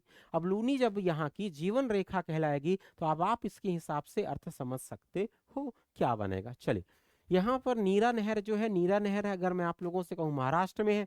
महाराष्ट्र में है ये, अगर मैं कहूँ भीमा की जो भीमा नदी पर है। क्या है, भीमा की एक सहायक नदी है नीरा, उसी पर ये नहर बनी है। तो ठीक है, ये पॉइंट है। उकाई अगर मैं आप लोगों से कहूँ गुजरात में है, आप लोग समझते हो, ये तो अब मध्य प्रदेश की एक कोई नदी होगी, मुझे ऐसा लगता है तापी। उसी तापी नदी पर उकाई परियोजना भी है। तो ठीक है, तो तापी या फिर ताप्ती। यहाँ पर घाट प्रभा नहर है कर्नाटक में। ये जो घाट प्रभा है, अगर मैं कहूँ कृष्णा की सहायक नदी। किसकी सहायक नदी, कृष्णा की सहायक नदी। तो कृष्णा की सहायक नदी है, उसी कृष्णा की सहायक नदी पर यह परियोजना है। अब जैसे अगर मैं आपसे कहूं तो कृष्णा की सहायक नदी है, इसके अलावा अगर मैं आप लोगों से कहूं और सहायक नदी, जैसे घाट प्रभा है। घाट प्रभा के बाद एक नाम आप लोगों को यहाँ पर और मिल जाएगा, उसे हम लोग कहेंगे माल प्रभा। तो घाट प्रभा है, घाट प्रभा के बाद एक नाम आएगा माल प्रभा। इसी प्रकार से अगर मैं आप लोगों से कहूँ, एक नाम आपको मिलेगा दूध गंगा। दूध गंगा के बाद एक नाम आपको मिलेगा पंचगंगा। तो ठीक है, तो यहाँ पर आपको मिल जाएगा पंचगंगा। पंचगंगा के बाद यहीं पर एक नाम आपको मिल जाएगा, उसका नाम होगा तुंगभद्रा। क्या नाम हो जाएगा? तुंगभद्रा। तो यहाँ पर मालप्रभा, दूधप्रभा, पंचगंगा, ये सारी की सारी क्या है, यहाँ पर कृष्णा की सहायक नदी है। और सबसे बड़ी बात ये कि अगर कृष्णा ऐसे बह के जाती है तो सब इधर से आकर मिलने वाली क्या कहलाएंगी? सहायक नदी कहलाएंगी। तो कुल मिला के ये कि सब की सब बाएं हाथ सॉरी सब की सब दाएं हाथ की सहायक नदी। कौन से हाथ की सहायक नदी? दाएं हाथ की। तो यहाँ पर ये जितनी आप लोगों को मिल रही हैं, ये सब की सब क्या कहलाएंगी? दाएं हाथ की सहायक नदी। इनको हम लोग कह देंगे दाएं हाथ की सहायक नदियां। चलिए ठीक है भाई, यहाँ पर ये वाला भी सेक्शन आप लोगों का तैयार हो गया। चल बढ़ते हैं हम लोग यहाँ से आगे। यहाँ से हम लोग आगे बढ़ेंगे तो अगला जो सेक्शन आपका आता है, यहाँ पर है पट्टी सीमा परियोजना किन नदियों के एकीकरण से जुड़ा हुआ है। पट्टी सीमा जल्दी से आप लोग थोड़ा सा सोच लीजिए, फिर मुझे जल्दी से बता दीजिए, बाकी और कुछ भी नहीं है। तो यहाँ पर अगर मैं कहूँ कृष्णा और गोदावरी, क्या है? कृष्णा और गोदावरी है। सबसे बड़ी बात ये कि परियोजना है ये, अगर आप लोगों से मैं कहूँ लिफ्ट, क्या है? लिफ्ट परियोजना है। तो ठीक है, लिफ्ट सिंचाई परियोजना कह सकते हैं इसको हम लोग। तो ये वास्तव में क्या है? एक प्रकार की लिफ्ट सिंचाई परियोजना। चलिए ठीक है, इसके अलावा यहाँ पर और नहीं। यहाँ पर अगर आप लोगों से कहूँ लिफ्ट सिंचाई परियोजना है, आप लोग जानते हो भारत में एक अमृत योजना चल रही है और जिसको हम लोग कहते हैं नदी जोड़ो परियोजना। क्या है? नदी जोड़ो परियोजना। तो जो अमृत योजना है, अमृत योजना को ही हम लोग नदी जोड़ो परियोजना से जानते हैं और उसी के तहत इसको आपस में क्या किया जा रहा है? जोड़ा जा रहा है। और आप लोगों को पता है कि जो हिमालयी नदियां हैं इस परियोजना के तहत, हिमालयी नदियां हैं और हिमालय के साथ साथ जो जो प्रायद्वीपीय नदियां हैं, इन प्रायद्वीपीय नदियों को आपस में जोड़ा जाएगा। और कुल मिला के अगर मैं कहूँ यहाँ पर 14 नदी लिंक इधर आपको मिल जाएंगे, ध्यान सुना, 14 नदी लिंक इधर मिल जाएंगे और लगभग अगर मैं कहूं 16 नदी लिंक इधर मिल जाएंगे। तो कुल मिला के अगर आप लोगों से मैं कहूं 30 नदी लिंक है। कितने? 30 नदी लिंक है जिनकी माध्यम से इन सबको आपस में जोड़ा जाना है। इसे हम लोग कहेंगे पट्टी सीमा परियोजना। चलिए यहां से बात करते हैं आगे। लिखा है सरदार सरोवर परियोजना से लाभान्वित होने वाले राज्य। सरदार सरोवर परियोजना, सरदार सरोवर परियोजना है तो सीधी सी बात है, अगर मैं आपसे कहूं सरदार सरोवर परियोजना नर्मदा नदी पर है। किस पर है? नर्मदा नदी पर है। तो सरदार सरोवर आपको नर्मदा नदी पर मिलेगी और अगर नर्मदा नदी है तो सीधी सी बात है इस परियोजना में शामिल राज्य तो कम से कम उतने होंगे ही जिन जिन पर, जहां जहां पर, जिन जिन क्षेत्रों से होकर, राज्यों से होकर नर्मदा नदी गुजरती है। नर्मदा नदी के बाद तो इसका मतलब ये कि इसमें मध्य प्रदेश तो होगा ही होगा। मध्य प्रदेश के साथ साथ यहाँ पर गुजरात भी होना चाहिए। गुजरात के साथ साथ अगर मैं आप लोगों से कहूँ यहाँ पर महाराष्ट्र भी होना चाहिए। तो ठीक है, तो यहाँ पर आप लोगों को महाराष्ट्र भी मिल जाएगा। एक आप लोगों को और जोड़ना है, उसे हम लोग कहते हैं राजस्थान। क्या कहेंगे? राजस्थान है। तो देख लीजिए, इसी के आधार पर आप लोग यहाँ पर सेक्शन बना सकते हो। वैसे अगर मैं आप लोगों से कहूँ राजस्थान आपको पता होता, नहीं पता होता तो भी आप लोगों का आंसर हो जाता क्या? ए। ये जो सरदार सरोवर परियोजना है, सबसे बड़ी बात ये कि ये विवादित परियोजना है। कैसी है? विवादित परियोजना। तो एक तो यहाँ पर विवादित परियोजना है और सबसे बड़ी बात ये कि इस परियोजना को हम लोग क्या कहते हैं? उसे हम लोग कहते हैं, एक नाम आप लोग ध्यान सुना, नर्मदा घाटी परियोजना। क्या है? नर्मदा घाटी परियोजना। इस नर्मदा घाटी परियोजना के तहत कई सारे परियोजनाओं का विकास किया गया। उनमें से एक का नाम था, उसे हम लोग कहते हैं सरदार सरोवर। तो जितनी भी परियोजनाएं नर्मदा नदी पर हैं उनको हम लोग संयुक्त रूप से कह देते हैं नर्मदा घाटी परियोजना। और उसी नर्मदा घाटी परियोजना में एक सरदार सरोवर आ गया। बाकी आप मध्य प्रदेश की सारी से जोड़ सकते हो। जैसे अगर मैं आप लोगों से कहूँ महेश्वर, कौन सी हो जाएगी? महेश्वर परियोजना। इसी में आप लोगों को जोड़ना है ओंकारेश्वर। कौन सी हो जाएगी? ओंकारेश्वर। तो महेश्वर परियोजना हो जाएगी, ओंकारेश्वर परियोजना। ध्यान सुना, तो सरदार सरोवर हो गई, महेश्वर परियोजना हो गई, ओंकारेश्वर परियोजना हो गई। ये सारी के सारी आपको ऐसी परियोजनाएं बहुत सारी आपको मिल जाएंगी।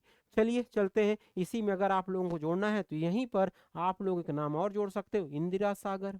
तो इंदिरा सागर परियोजना, तो ठीक है, इंदिरा सागर परियोजना भी यहाँ पर हो जाएगी। तो ये सब नर्मदा घाटी परियोजना का क्या है, हिस्सा है, यही सरदार सरोवर परियोजना। बाकी आपको और पढ़ना है तो और पढ़ सकते हो, विवाद भी पढ़ सकते हो, ठीक है। चल,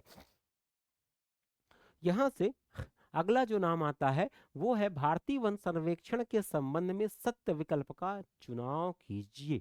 भारतीय वन सर्वेक्षण विभाग है भाई, सीधी सी बात है।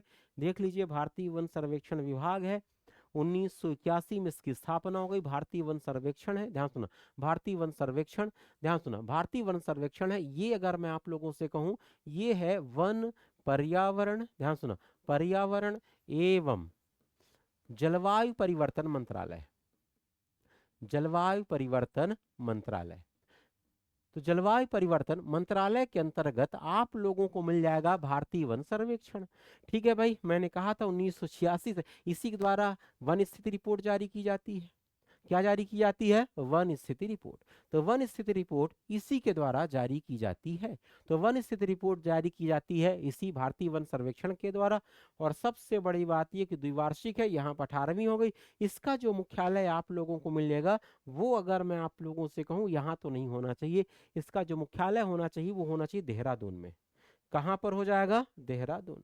तो देहरादून में, ध्यान सुनो, देहरादून में इसका आप लोगों को मिल जाएगा मुख्यालय। तो देहरादून में मुख्यालय मिल गया, इसका मतलब भोपाल में नहीं। तो इसका आंसर हो जाएगा डी। तो भोपाल में भी मुझे ऐसा लगता है कि एक मुख्यालय है, इसको हम लोग कहते हैं मतलब यही सेक्शन होगा भारतीय वन प्रबंधन संस्थान, प्रबंधन अनुसंधान। तो यहाँ पर आप लोगों को मुख्य रूप से अगर मैं कहूँ प्रबंधन से संबंधित होगा, प्रबंधन से संबंधित होगा, वन से ही होगा, लेकिन वो मूल रूप से किससे संबंधित होगा, प्रबंधन से संबंधित होगा। तो ये आप लोगों का सेक्शन बन जाएगा, तो भारतीय वन का हो जाएगा।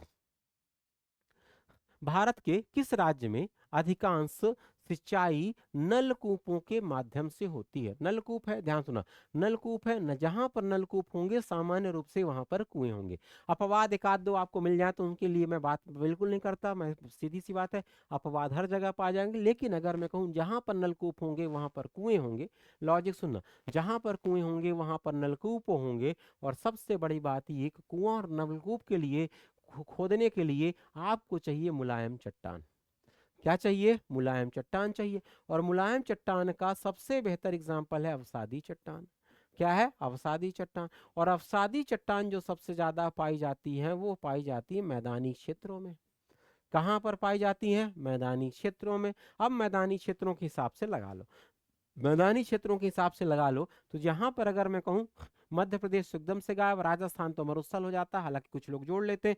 यहाँ पर बात आती पंजाब और उत्तर प्रदेश में। तो पंजाब में ऑलरेडी नहरें हैं, क्या है, पंजाब में ऑलरेडी नहरें हैं। तो आंसर अगर मैं आप लोगों से कहूँ उत्तर प्रदेश। वैसे अगर मैं आप लोगों से कहूँ क्षेत्रफल ज्यादा है, ध्यान सुना, क्षेत्रफल ज्यादा है, और क्षेत्रफल के साथ साथ अगर मैं आप लोगों से कहूँ जनसंख्या ज्यादा है, ध्यान सुना, जनसंख्या ज्यादा है, इस वजह से अगर यहाँ पर पंजाब में कुएं और नलकूपों का विकास हुआ भी होगा, लेकिन संख्या ज्यादा कहाँ पर होगी, उत्तर प्रदेश में होगी। ध्यान सुना, तो जैसे यहाँ पर ये लॉजिक लगाया मुलायम चट्टानों पर, लेकिन अगर यहीं पर कह दूं मैं कठोर चट्टान हो जाए, क्या है, कठोर चट्टान हो जाएगा। तो ये कठोर चट्टान जहां पर पाई जाएगी वहां पर जल का जो रिसाव होगा वो जल का रिसाव नहीं होगा।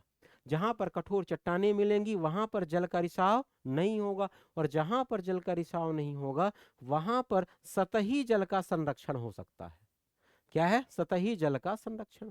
तो ठीक है भाई, सतही जल का संरक्षण होगा। और सबसे बड़ी बात ये कि जो सतही जल का संरक्षण हो जाएगा तो वहां पर आप लोग जानते हो, चाहे हम लोग उनको टैंक कह दें या फिर उनको हम लोग तालाब कह दें, तो टैंक और तालाब का यहाँ पर सर्वाधिक विस्तार होगा। जैसे कि तमिलनाडु है, जैसे कि अगर मैं आप लोगों से कहूँ आंध्र प्रदेश है। क्या है, जैसे कि तमिलनाडु है और आंध्र प्रदेश है। और इसी फैक्ट को अगर आप लोग मध्य प्रदेश से जोड़ दोगे तो बालाघाट का क्षेत्र हो जाएगा। कौन सा क्षेत्र हो जाएगा, बालाघाट का क्षेत्र हो जाएगा। तो ये बात आप ध्यान में रखें। चलिए बढ़ते हैं यहाँ से आगे।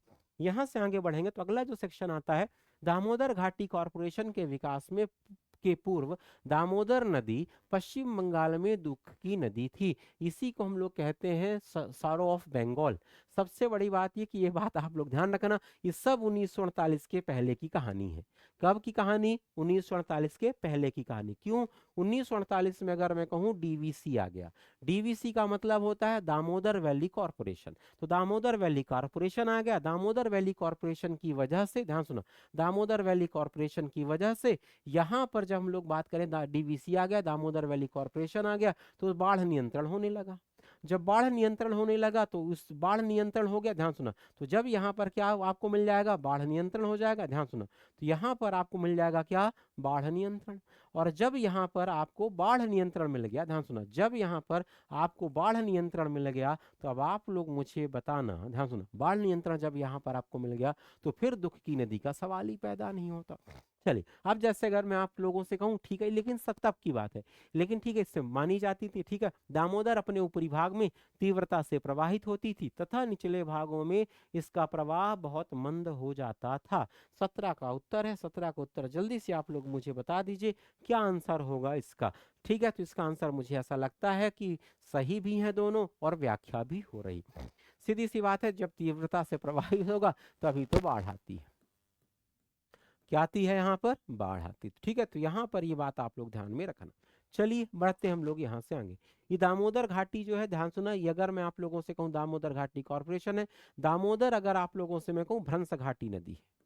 कैसी नदी है? भ्रंश घाटी नदी है। भ्रंश घाटी नदी है मतलब ये भ्रंश से होकर बहती है, और जहां पर भ्रंश घाटी पाई जाती है वहां पर कोयला या कोयले की वहां पर अधिकता पाई जाती है। कोयला अनिवार्य रूप से पाया जाता है। चलिए, यहाँ से हम लोग बढ़ते हैं आगे। जब हम लोग यहाँ से आगे बढ़ेंगे तो अगला पॉइंट यहाँ पर आप लोग देख लीजिए।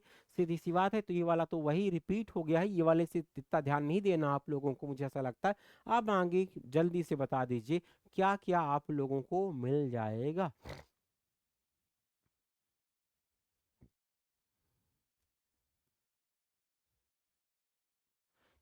जल्दी से बता दो भाई, इसमें से मुझे ऐसा लगता है निम्नलिखित सही उत्तर का चुनाव करना है। ध्यान सुनो, सही उत्तर का चुनाव करना है तो रिहंद बांध सोन नदी की सहायक नदी पर सही है भाई।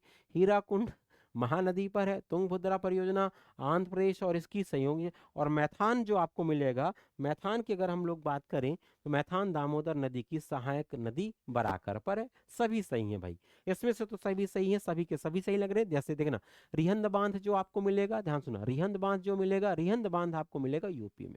कहाँ पर मिलेगा? यूपी में। और सीधी सी बात है, इसी बांध परियोजना, इसी बांध के फलस्वरूप एक जलाशय का निर्माण हुआ। उस जलाशय को हम लोग कहते हैं, तो यहाँ पर एक आप लोगों को जलाशय मिलेगा, उस जलाशय को हम लोग कहते हैं गोविंद बल्लभ पंत सागर। क्या कहते हैं हम लोग भाई उनको? गोविंद बल्लभ, ध्यान सुना, गोविंद बल्लभ पंत सागर कहते हैं। तो ठीक है, तो यहाँ पर जो आपको मिलेगा उसे हम लोग कह देंगे गोविंद बल्लभ पंत सागर। तो गोविंद बल्लभ पंत सागर आप लोगों को यहाँ पर मिल जाएगा। और गोविंद बल्लभ, ध्यान सुना, गोविंद बल्लभ पंत सागर यहाँ पर मिल गया। और ये सबसे बड़ी कृत्रिम झील है। क्या कहलाएगी यहाँ पर? सबसे बड़ी कृत्रिम झील। तो ठीक है, तो यहाँ पर आप लोगों को मिल जाएगी सबसे बड़ी कृत्रिम झील। चलिए, यहाँ पर अगर मैं कहूँ हीराकुंड है, महानदी है। सबसे बड़ी बात ये कि जो हीराकुंड बांध है, ये अगर मैं कहूँ सबसे लंबा भारत का। तो ठीक है, तो यहाँ पर ये आपका कहलाएगा सबसे लंबा आपको मिलेगा। और सबसे बड़ी बात ये कि ये आप लोगों को जानते हो कहाँ पर मिलेगा? उड़ीसा पर मिलेगा। तो उड़ीसा में आप लोगों को यहाँ पर मिल जाएगा। तुंगभद्रा है, तुंगभद्रा परियोजना आंध्र प्रदेश और कर्नाटक की है। ये तुंगभद्रा नदी पर स्थित है। कौन सी नदी पर है? तुंगभद्रा नदी पर स्थित। तो ठीक है भाई, तुंगभद्रा नदी पर है। और तुंगभद्रा अगर मैं आप लोगों से कहूं, अभी कुछ देर पहले हम लोगों ने बात की थी, कृष्णा की सहायक नदी है। किसकी नदी है? कृष्णा की सहायक नदी। तो यहाँ पर अगर हम लोग बात करें, ये कृष्णा की सहायक नदी हो जाएगी। यहाँ पर एक सेक्शन आता है, उसे हम लोग कहते हैं मैथान बांध। दामोदर की सहायक नदी बराकर पर है। सही है भाई, ये भी है। अब एक बात ध्यान सुना, अगर मैं आप लोगों से कहूँ दामोदर जो डीवीसी है, दामोदर घाटी पर एक प्रोजेक्ट है, उसको हम लोग कहते हैं डीवीसी। क्या है? प्रोजेक्ट है डीवीसी। इस डीवीसी पर बहुत सारे बांध है। जैसे अगर मैं आप लोगों से कहूँ पंचेत बांध है, पंचेत के बाद एक आपको मैथान लिखा विकल्प में दिया हो, मैथान है। मैथान के बाद एक आपको यहाँ पर मिल जाएगा तिलैया। क्या मिलेगा? तिलैया। ये सारे के सारे क्या कहलाते हैं? डीवीसी परियोजना के तहत निर्मित क्या है? बांध है। और सबसे बड़ी बात ये कि यहाँ पर अगर मैं कहूँ ये सारे के सारे आपको झारखंड में मिलेंगे। कहाँ पर मिलेंगे? झारखंड में मिलेंगे। लेकिन इसी परियोजना के तहत ध्यान सुना, इसी परियोजना के तहत, यही डीवीसी परियोजना है, इसी परियोजना के तहत ध्यान सुना, इसी के परियोजना के तहत जो डीवीसी परियोजना है, इसी परियोजना के तहत यहाँ पर आप लोगों को एक जलाशय मिलेगा, बैराज मिलेगा, उसको हम लोग कहते हैं दुर्गापुर बैराज। कौन सा बैराज कहलाता है? दुर्गापुर बैराज। तो यहाँ पर आप लोगों को मिल जाएगा दुर्गापुर बैराज। और ये जो दुर्गापुर बैराज आपको मिलेगा, ध्यान सुना, ये जो दुर्गापुर बैराज आपको मिलेगा, ये दुर्गापुर बैराज आपको मिलेगा वेस्ट बंगाल में। कहाँ पर मिलेगा? वेस्ट बंगाल में। तो इतने सारे फैक्ट्स आप लोगों के यहाँ पर हो गए। बढ़ते हैं यहाँ से आगे। भारत की सबसे बड़ी नहर प्रणाली कौन सी है? सबसे बड़ी नहर प्रणाली मुझे ऐसा लगता है कि इंदिरा गांधी नहर प्रणाली होगी। चलिए ठीक है, इंदिरा गांधी जो नहर प्रणाली है, ये अगर मैं कहूँ इसका जो विकास होता है, जैसे अगर मैं आपसे कहूँ यहाँ पर अगर आप लोग देखोगे, यहाँ से अगर सतलज नदी है तो इस पर एक नदी आपको मिल जाती है यहाँ पर व्यास। क्या मिलेगी? व्यास। यहाँ पर एक नदी आपको मिल जाएगी सतलज। तो व्यास और सतलज, यहीं पर अगर आप लोगों से मैं कहूँ, यहीं पर एक बैराज है, उसको हम लोग कहते हैं हरिके बैराज। क्या कहते हैं? हरिके बैराज। तो हरिके बैराज यहाँ पर मिलेगा। और ये हरिके बैराज यहाँ पर मिलेगा, और इसी हरिके बैराज से एक नदी जाएगी, नहर जाएगी यहाँ पर, इसी नहर को हम लोग, नहर जाएगी, इसी को हम लोग कहते हैं राजस्थान नहर। ध्यान सुना, इसी को हम लोग कहते हैं राजस्थान नहर। इसी के लिए जो शब्द इस्तेमाल होता है इंदिरा गांधी नहर। क्या है? इंदिरा गांधी नहर। इसी को हम लोग कहते हैं राजस्थान की, अगर मैं आप लोगों से कहूँ, इसे मरुस्थल की जीवन रेखा भी आप कह सकते हो, या फिर इसको हम लोग नहर के संदर्भ में, ये आप लोगों को यहाँ पर जब पहुंच जाएगी जैसलमेर तक। कहाँ मिलेगी? जैसलमेर तक। लेकिन ये जैसलमेर तक पहुंचे, इसी के पहले अगर मैं आप लोगों से कहूँ, यहाँ पर दो तीन जिले मिल जाएंगे।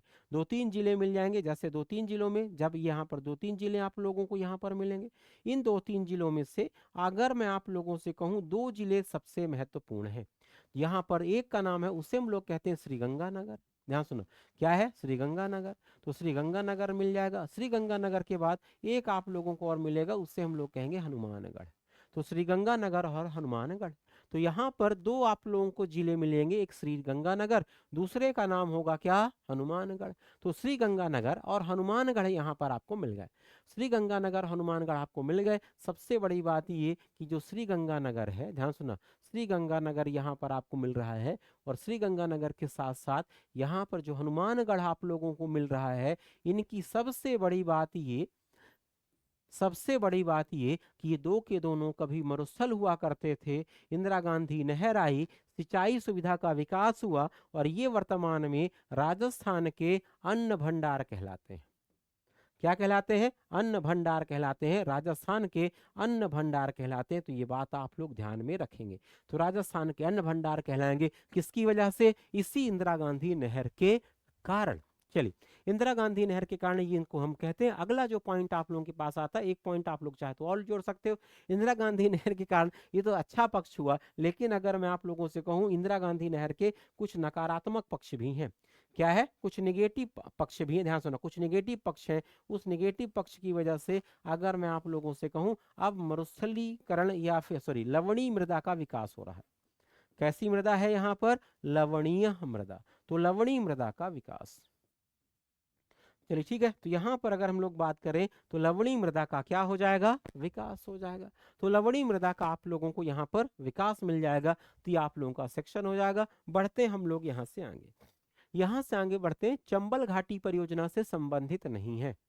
ध्यान सुना, चंबल घाटी परियोजना से संबंधित नहीं है। आप जैसे अगर मैं आप लोगों से कहूँ चंबल घाटी है, चंबल घाटी का अगर आप लोगों से मैं कहूँ, चंबल घाटी का अगर कोई आप लोगों से कह दे अपवाह क्षेत्र, क्या है? चंबल का अपवाह क्षेत्र है। चंबल का जो अपवाह क्षेत्र है, मुख्य रूप से अगर मैं कहूँ, ठीक है, तीन में है, तीन राज्यों में है। ध्यान सुना, तीन राज्यों में आपको मिलता है इसका अपवाह क्षेत्र। तीन राज्यों में से एक राज्य अगर मैं आप लोगों से कहूँ अपना मध्य प्रदेश है, एक है यहाँ पर राजस्थान, क्या है? राजस्थान। और एक यहाँ पर आपको मिल जाएगा उत्तर प्रदेश। अब जैसे इसी में से लिखा है, यहाँ पर मध्य प्रदेश है, इसी मध्य प्रदेश में परियोजनाएं लिखी ना, ध्यान सुनो, तीन में है यहाँ पर। अब तीन में से लॉजिक लगा लीजिए आप लोग। तीन में अगर मैं कहूँ मध्य प्रदेश में, मध्य प्रदेश में गांधी सागर मिलेगा आपको। क्या मिलेगा? गांधी सागर। यहाँ पर अगर मैं आप लोगों से कहूँ, सॉरी, हाँ गांधी सागर, यहाँ पर राणा प्रताप हो जाएंगे। क्या है? राणा प्रताप आपको मिलेंगे। राणा प्रताप के साथ साथ यहाँ पर राणा प्रताप मिल जाएंगे। यहीं पर आप लोग देखोगे राणा प्रताप के साथ साथ यहाँ पर आप लोग एक दो नाम और बता सकते हो, जैसे अगर मैं कहूँ जवाहर, क्या है? जवाहर सागर आपको मिल जाएगा। यहीं पर आप लोगों को कोटा बैराज भी मिल जाएगा। क्या मिलेगा? कोटा बैराज भी मिल जाएगा। चलिए ठीक है, यहाँ से हम लोग बढ़ते हैं आगे। अब यहाँ से आगे बढ़ते हैं। अब यहाँ पर यूपी में है। यूपी में अगर मैं आप लोगों से कहूँ, ये यूपी का वो हिस्सा कहलाएगा। विशेष रूप से अगर मैं कहूँ यूपी का ये पश्चिमी हिस्से की अगर आप लोगों से बात करूँ, तो यूपी के इसके पश्चिमी हिस्से पर इसका विस्तार मिलेगा। पश्चिमी भाग में, कहाँ पर? पश्चिमी भाग में इसका विस्तार मिलेगा। चलिए ठीक है, तो गोविंद सागर है। गोविंद सागर देख लीजिए, गोविंद सागर हिमाचल प्रदेश में है, तो हिमाचल प्रदेश की कोई संभावना नहीं। गोविंद बल्लभ पंत सागर है, लेकिन गोविंद बल्लभ यूपी में तो है, ध्यान सुनो, यूपी में है, लेकिन अगर मैं आप लोगों से कहूँ ये रिहंद नदी पर है। और अगर ये रिहंद नदी पर है मतलब ये कहलाएगा ईस्टर्न यूपी। क्या कहलाएगा? ये ईस्टर्न यूपी। तो ईस्टर्न यूपी का ये हिस्सा कहलाएगा। ईस्टर्न यूपी में इसका विस्तार है। इस वजह से अगर मैं आप लोगों से कहूं तो आंसर इसका होगा गांधी सागर, और क्या हो जाएगा? जवाहर सागर। चलिए, वैसे भी अगर मैं आप लोगों से कहूं, जो चंबल घाटी परियोजना है इसको हम लोग कहते हैं मध्य प्रदेश की पहली बहुउद्देशीय परियोजना। तो इसके लिए शब्द इस्तेमाल होता है मध्य प्रदेश की, ध्यान सुना, मध्य प्रदेश की पहली बहुउद्देशीय परियोजना, बहुउद्देशीय परियोजना। तो इसे हम लोग कहते हैं मध्य प्रदेश की पहली बहुउद्देशीय परियोजना। ये मध्य प्रदेश की पहली बहुउद्देशीय परियोजना कहलाती है। सबसे बड़ी बात ये ध्यान सुनो, मध्य प्रदेश की पहली बहुउद्देशीय परियोजना कहलाती है स्वतंत्रता के पश्चात। कब की है? स्वतंत्रता के पश्चात। चलिए ठीक है, तो ध्यान रखना, स्वतंत्रता के पश्चात की कहानी है। यहां से बढ़ते हैं आगे। यहाँ पर सुमेलित करना भाई सबसे बड़ी बात, देख लीजिए आप लोग यहाँ पर एक पॉइंट यहाँ पर सुमेलित करना है। ये अनुसंधान संस्थान है, इसके पहले आपको लिखना पड़ेगा आलू। क्या है? आलू, जो खिसक कर पहुंच गया है इधर, तो केंद्रीय आलू अनुसंधान केंद्र है। मिला दीजिए, मुझे ऐसा लगता है। यहाँ पर ये जो आलू का सेक्शन है, आलू वाला जो सेक्शन आपको मिलेगा, ये सेक्शन आपको मिलेगा शिमला में। शिमला में विशेष रूप से अगर मैं आप लोगों से कहूँ, जब हम लोग पढ़ते थे तब का याद है, ये कुफरी है। क्या है? कुफरी। कुफरी का जो क्षेत्र है यहाँ पर आपको मिल जाएगा। अब लॉजिक लगा लीजिए भाई, सीधी सी बात है, चावल का यहाँ पर कटक के पास चला जाएगा। चाय पीना है आपको तो असम में चले जाओ। क्या? असम में चले जाओ। मसाला के लिए आप कोझिकोड, यहाँ पर केरल चले जाओगे। सीधी सी बात है, यहाँ पर मसालों का राज्य, इसी वजह से अगर मैं कहूँ इसको हम लोग कहते हैं मसालों का राज्य। क्या कहते हैं हम लोग? मसालों का राज्य कहलाएगा। चलिए बढ़ते हैं यहाँ से आगे। यहाँ से हम लोग आगे बढ़ेंगे तो अगला पॉइंट आप लोग देख लीजिए, क्या क्या आप लोगों को यहाँ पर मिलेगा। भूकंप का क्षेत्र है, भुज है, यहाँ पर सारे के सारे क्षेत्र हैं। आप लोग मुझे बता दीजिए, हिंद महासागर की सुनामी, लातूर, उस्मानाबाद, महाराष्ट्र 1993 का। यहाँ पर आप लोग देख लीजिए, जल्दी से थोड़ा सा नजर डाल लीजिए, फिर हम लोग बात करते हैं। यहाँ पर अगर आप लोगों से मैं कहूँ, यहाँ पर ये वाला जो विकल्प है वो गलत है।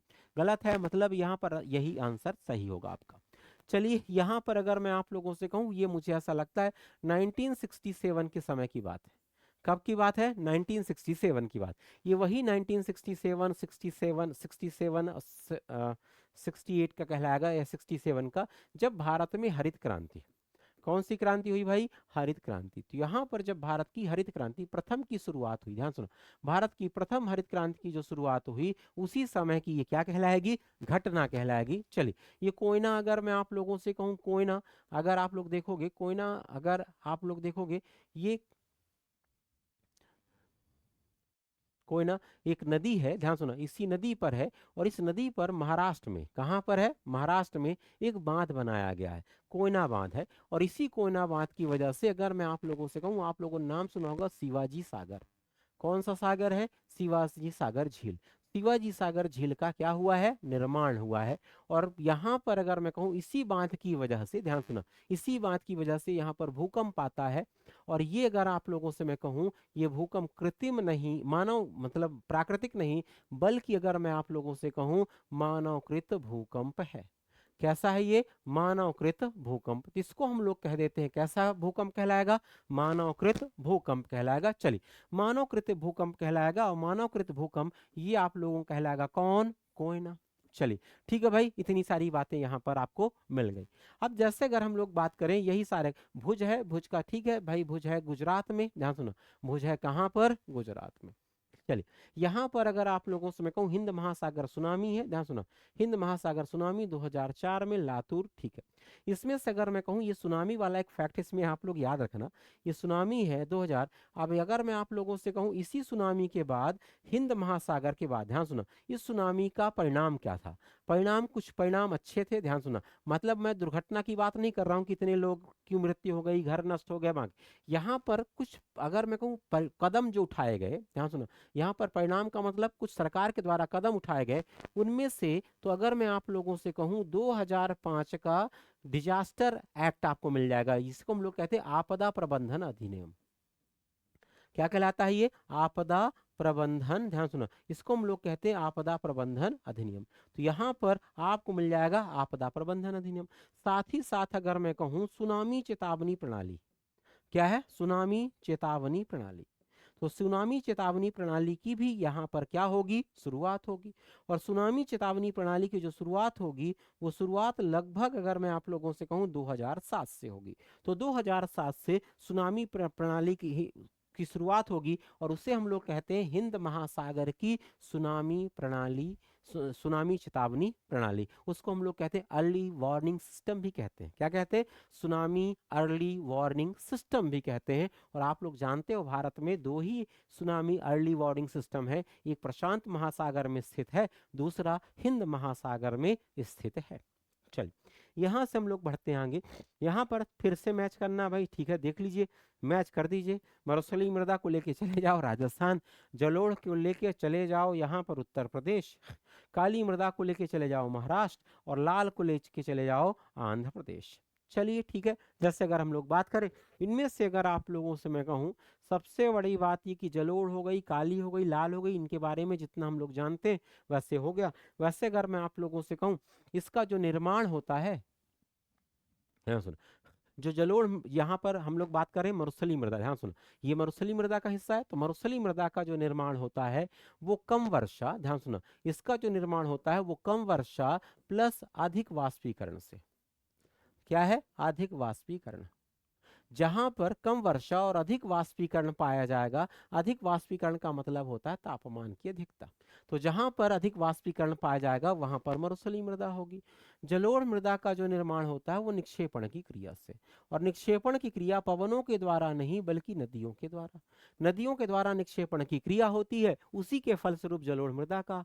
काली मृदा का जो निर्माण होता है ज्वालामुखी उद्भेदन से। तो ठीक है, तो यहाँ पर आप लोग बताओगे ज्वालामुखी उद्भेदन, और यहाँ पर ज्वालामुखी उद्भेदन आपको मिलेगा, ठीक है, ज्वालामुखी उद्भेदन, ध्यान सुना, ज्वालामुखी उद्भेदन, ज्वालामुखी, ध्यान सुना, ज्वालामुखी उद्भेदन मिलेगा। ज्वालामुखी उद्भेदन से बेसाल चट्टाने बनेंगी, क्या बनेगी, बेसाल चट्टाने, और बेसाल चट्टानों से हम लोगों को यहाँ पर मिल जाएगी क्या, काली मृदा। तो ठीक है, तो यहाँ पर आपको मिल जाएगी काली मृदा। चलिए, और यहाँ पर अगर मैं आप लोगों से कहूँ लाल मृदा की, ये लाल मृदा है, यहाँ पर अगर मैं आप लोगों से कहूँ आर्कियन चट्टानों के अक्षय से, क्या है, आर्कियन जो चट्टानें होती है मुख्य रूप से आर्कियन चट्टानों के अक्षय से। तो आर्कियन जो चट्टानें होती हैं मुख्य रूप से उनका जब अक्षय होता है तो यहाँ पर बताओगे लाल मृदा का निर्माण होता है। चलिए बढ़ते हैं, यहाँ पर लिखा है निम्नलिखित में से सही विकल्प का चयन करें। सही विकल्प का चयन करना है, यहाँ पर मुझे ऐसा लगता है, देख लीजिए भाई, यहाँ पर सही विकल्प क्या मिलेगा, ऐसे जो प्रश्न होते हैं जिसमें सब के सब आपको मिल जाए ऐसे, तो और विकल्प आपको मिल जाए, ये एमपीपीएससी का एकदम से तुक्का है, ध्यान रखना आप, ये एमपीपीएससी का एकदम से आंसर सही करने का तरीका है। तो जो लोग कभी हाई कंपटीशन होता है, मेरिट ज़्यादा जाने लगती है, कट ऑफ ज़्यादा जाने लगता है, ऐसे लोगों के लिए वो लाभदायक है। ठीक है, इसमें से फैक्ट है, वन महोत्सव की शुरुआत किसने की थी। वन महोत्सव की शुरुआत अगर मैं आप लोगों से कहूँ, यहाँ पर बात आती है के एम मुंशी की। किसकी बात आती है, के एम मुंशी की। और मुझे ऐसा लगता है कि जो वन महोत्सव है, ध्यान सुनो, वन महोत्सव है ये 1950 से शुरू है, 1950 से है। और अगर मैं आप लोगों से कहूँ इसका सप्ताह भी होता है, तो वन महोत्सव का सप्ताह होता है, और सप्ताह जो आप लोगों को मिलता है वो जुलाई माह में मिलेगा। कब मिलेगा? जुलाई माह में मिलेगा। और इसका जो मूल उद्देश्य था, ध्यान सुना, इसका जो मूल उद्देश्य था, वो मूल उद्देश्य क्या था? ध्यान सुना, जो मूल उद्देश्य था वो है वृक्षारोपण, ध्यान सुना, वृक्षारोपण को बढ़ावा देना, वृक्षारोपण को बढ़ावा देना। तो चलिए ठीक है, तो अगर मैं आप लोगों से कहूं, आज हमको लोग कह रहे हैं कि आप जलवायु परिवर्तन पर नियंत्रण करो, ये करो, वो करो, मुझे ऐसा लगता है कि हमारे यहाँ जलवायु परिवर्तन पर पहले से ही जागरूकता थी। चलिए, तो जब हम लोग बात करेंगे यहाँ पर, तो कुल मिला के ये कि जलवायु परिवर्तन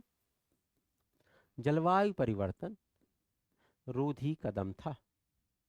क्या था ये? जलवायु परिवर्तन रोधी कदम था। ठीक है, बाकी तो ठीक है, जवाहरलाल नेहरू का, महात्मा गांधी का, बाकी तो किसी का कोई नहीं है। कुछ लोग लौह पुरुष कहलाएंगे, ध्यान सुना, कुछ लोग इसमें से लौह पुरुष कहलाएंगे, यहाँ पर लौह पुरुष हो जाएंगे। कुछ लोग भारत के पितामह कहलाएंगे, भारत के पिता कहलाएंगे। ठीक है, तो यहाँ पर भारत के पिता कहलाएंगे और ये चाचा कहलाएंगे।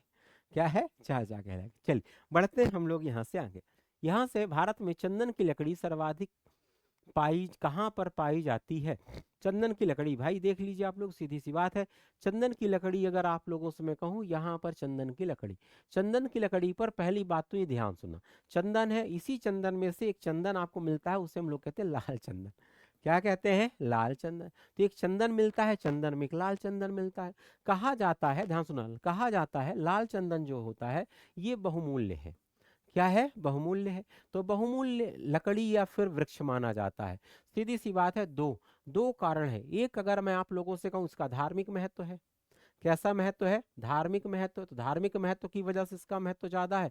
और दूसरा जो प्रमुख कारण आपको और मिलता है, सबसे बड़ी बात यह कि इसका चिकित्सीय महत्व है। कैसा महत्व है? चिकित्सीय महत्व है। तो ठीक है, तो यहाँ पर आपको मिल जाएगा चिकित्सीय महत्व। तो एक धार्मिक महत्व हो जाएगा, एक कौन सा महत्व हो जाएगा? चिकित्सीय महत्व आपको मिल जाएगा। चलिए चलते हैं यहाँ से आगे। अब अगर आप लोगों से कहूँ, आई लाल चंदन, आप लोग खूब मूवी देखते हो, लाल चंदन पर मूवी बनी पुष्पा। क्या बनी? पुष्पा। सीधी सी बात है, पुष्पा के अलावा अगर मैं आप लोगों से कहूँ मूवी और भी बनी है, उसका नाम है वीरप्पन। क्या है? वीरप्पन। वीरप्पन को हम लोग कहते हैं चंदन तस्कर। क्या है? चंदन तस्कर। तो ठीक है, तो अगर हम लोग बात करें, ये चंदन तस्कर कहलाएंगे।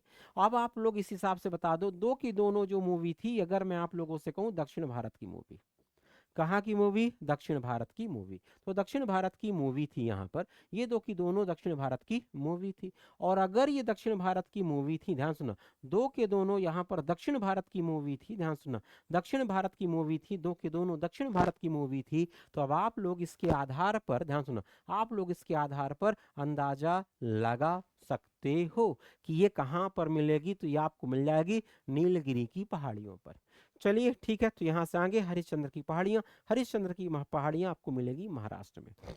शिवालिक बताने की जरूरत नहीं है, पूरा का पूरा हिमालय का भाग है ये। किसका भाग है? ये हिमालय का भाग। तो शिवालिक जो कहलाएगा, वास्तव में अगर मैं कहूँ हिमालय का भाग कहलाएगा। लॉजिक आपका। बढ़ते हैं यहाँ से आगे। यहाँ पर है भारतीय वन प्रबंधन संस्थान, ये देख लीजिए आप लोग, भारतीय वन प्रबंधन संस्थान है। भारतीय वन प्रबंधन संस्थान ये आप लोगों को मिल जाएगा कहाँ पर? भोपाल में। तो ठीक है, तो भोपाल में आपको मिल जाएगा भारतीय वन प्रबंधन संस्थान। चलिए बढ़ते हैं हम लोग यहाँ से आगे। तो भारतीय वन प्रबंधन संस्थान भोपाल में मिल जाएगा।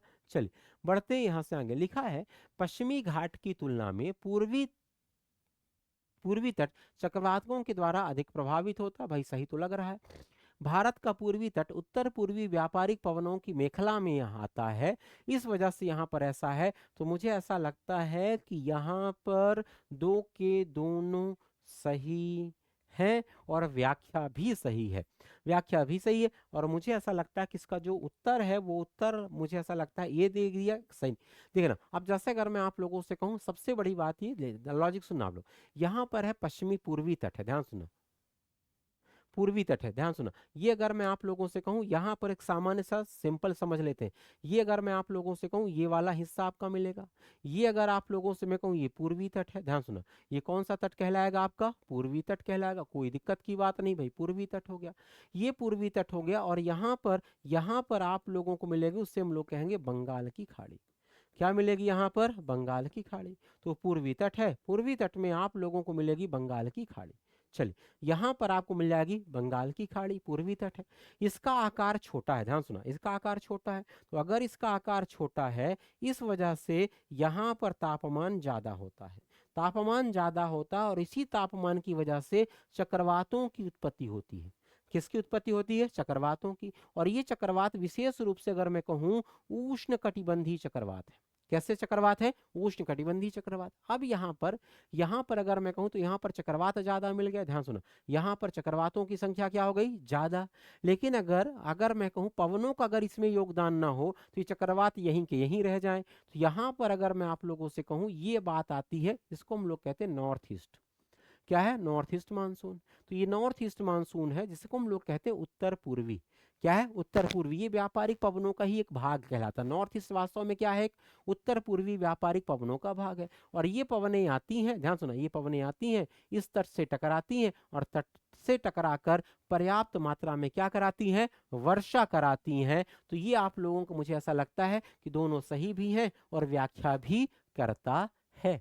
अगर यही यहाँ पर पवनों की दिशा ऐसी हो जाती ना, तो भले चक्रवात यहाँ पर ज्यादा बनते, यहाँ पर पूर्वी तट पर वर्षा की मात्रा अपने आप कम हो जाती। तो ये बात आप लोगों को ध्यान में रखना है। चलिए, यहाँ से ये तो पूरा का पूरा फैक्चुअल है आपका, इसको आप लोग ध्यान में रखना।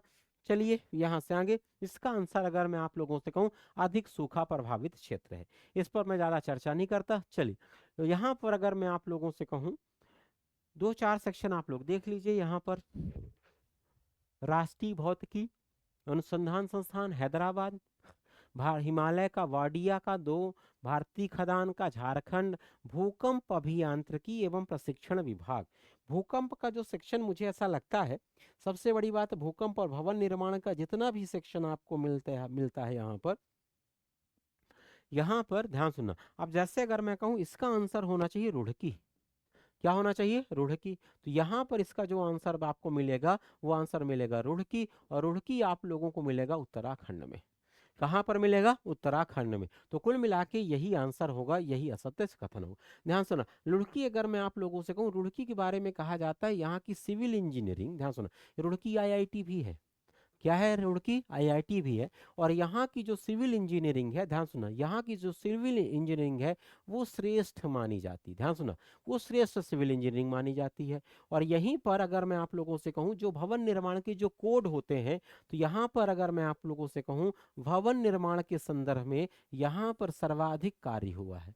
तो भवन निर्माण के संदर्भ में अगर भवन निर्माण हो जाएगा, तो सीधी सी बात है, तो उससे संबंधित यहाँ पर आप लोगों को भूकंप का सेक्शन आ जाएगा। क्योंकि सीधी सी बात है, भूकंप भवन का निर्माण, भूकंप भवन निर्माण में हम सामान्य रूप से भूकंप को भी जोड़कर बनवाते हैं कि कहाँ पर कैसा भूकंप आ रहा है। इस हिसाब से ये आंसर हो जाएगा। चलिए, यहाँ पर है, बंगाल की खाड़ी में आया वर्दा उष्णकटिबंधीय चक्रवात का नामकरण किस देश ने किया? अब देख लो, मैं आपको सच बताऊं, यहाँ पर जो नामकरण की बात आती है, नामकरण चाहे कोई भी करे, हमको इससे कोई मतलब नहीं, लेकिन ठीक है, इसका आंसर है पाकिस्तान। यहाँ पर ये पॉइंट आप लोगों के पास आता है, उष्णकटिबंधीय चक्रवात। ये ध्यान रखना, उष्णकटिबंधीय चक्रवात नामकरण जो होता है ना, ध्यान सुना, जो नामकरण होता है, वो नामकरण सिर्फ उष्णकटिबंधीय चक्रवातों का ही होता है। शीतोष्ण कटिबंधीय चक्रवातों का नामकरण नहीं होता। और इसका जो नामकरण होता है, ध्यान सुना, इसका जो नामकरण होता है, वो देशों के समूह द्वारा, ध्यान सुना, वो क्या किया जाता है? देशों के समूह के द्वारा। तो बहुत सारे देश होते हैं, देशों के समूह होते हैं, उनके द्वारा किया जाता है। जैसे अगर मैं आप लोगों से कहूं, तो यहाँ पर एक आप लोगों को मिलता है, जैसे अगर हम लोग बात करें उत्तरी हिंद महासागर, ध्यान सुना, उत्तरी हिंद महासागर सागर से संबंधित, उत्तरी हिंद महासागर से संबंधित यहाँ पर आपको मिलेंगे देश। और उन देशों का एक समूह है, और ये 13 देशों का समूह है। कितने का है? 13 देशों का समूह है। 13 देशों का समूह है। और सबसे बड़ी बात ये कि सारे के सारे जो समूह है, ध्यान सुना, 13 देशों का समूह है, और ये सारे के सारे जो समूह है, अल्फाबेटिकली, अल्फाबेटिकली मतलब ABCD के हिसाब से, किसके हिसाब से? ABCD के हिसाब से इनको प्राथमिकता दी जाती है कि इस बार A वाला नामकरण करेगा, इस बार B वाला, इस बार C वाला। तो इस प्रकार से यहाँ पर क्या होता है? नामकरण होता है। ठीक है, तो यहाँ पर आप लोगों को क्या मिलेगा, नामकरण मिलेगा, ए का नामकरण, बी का नामकरण और फिर सी का नामकरण। तो ये आप लोगों का सेक्शन आप लोगों का कहलाएगा, ध्यान सुनो। तो ए बी सी डी का क्या हो जाएगा, नामकरण हो जाएगा। अब यहाँ पर 13 देशों का है, और इस संदर्भ में अगर मैं आप लोगों से कहूँ, सर्वप्रथम 2000 में इस हेतु पहल की गई, ध्यान सुना, पहल की गई यहाँ पर, और 2004 से क्या है, 2004 से नामकरण शुरू हो गया। क्या हो गया, नामकरण शुरू हो गया। ध्यान सुनना, जैसे अगर मैं आप लोगों से कहूँ, आप लोगों ने देखा होगा एक नाम किसी को अच्छा लग जाता तो बार बार उसी का नाम होता है, यहाँ पर ऐसा नहीं, एक बार नाम रख दिया तो फिर वो एक ही बार रहेगा, उसके बाद फिर उसका नामकरण नहीं किया जाएगा। ये बात आप ध्यान में रखेंगे। चलिए बढ़ते हैं यहाँ से आगे। भारत में सबसे अधिक बाढ़ किस क्षेत्र में आती है?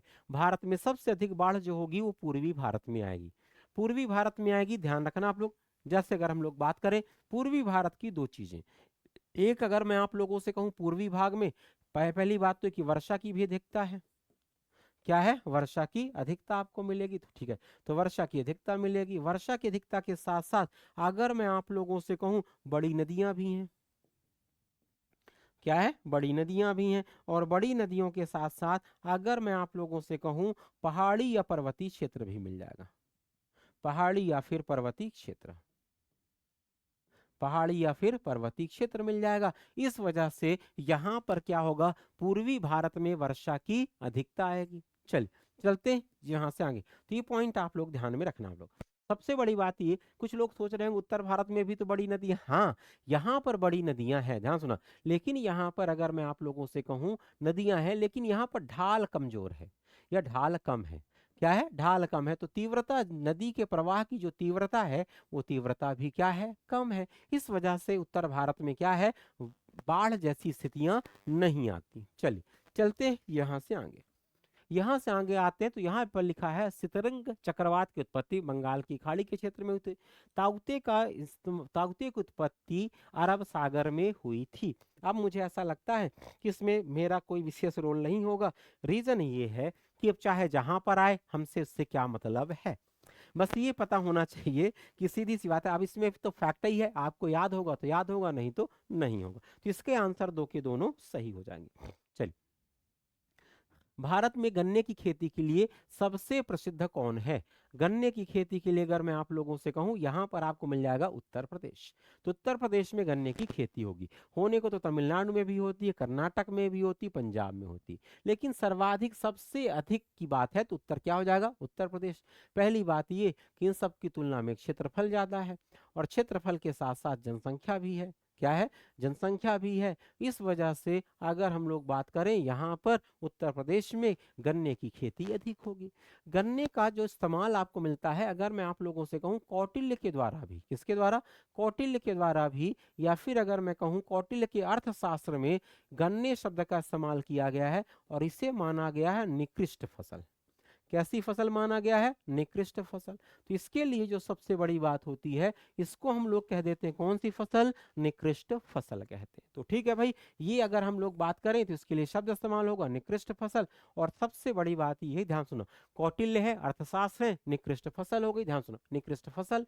निकृष्ट फसल में लॉजिक दिखना, निकृष्ट फसल हो गई, और इस निकृष्ट फसल के अंतर्गत क्यों कहा गया, ध्यान सुनो, इसको क्यों कहा गया, पहला पॉइंट, पहली बात तो कि जल की आवश्यकता ज्यादा है, क्या है, इसके लिए जल की आवश्यकता क्या है, ज्यादा है।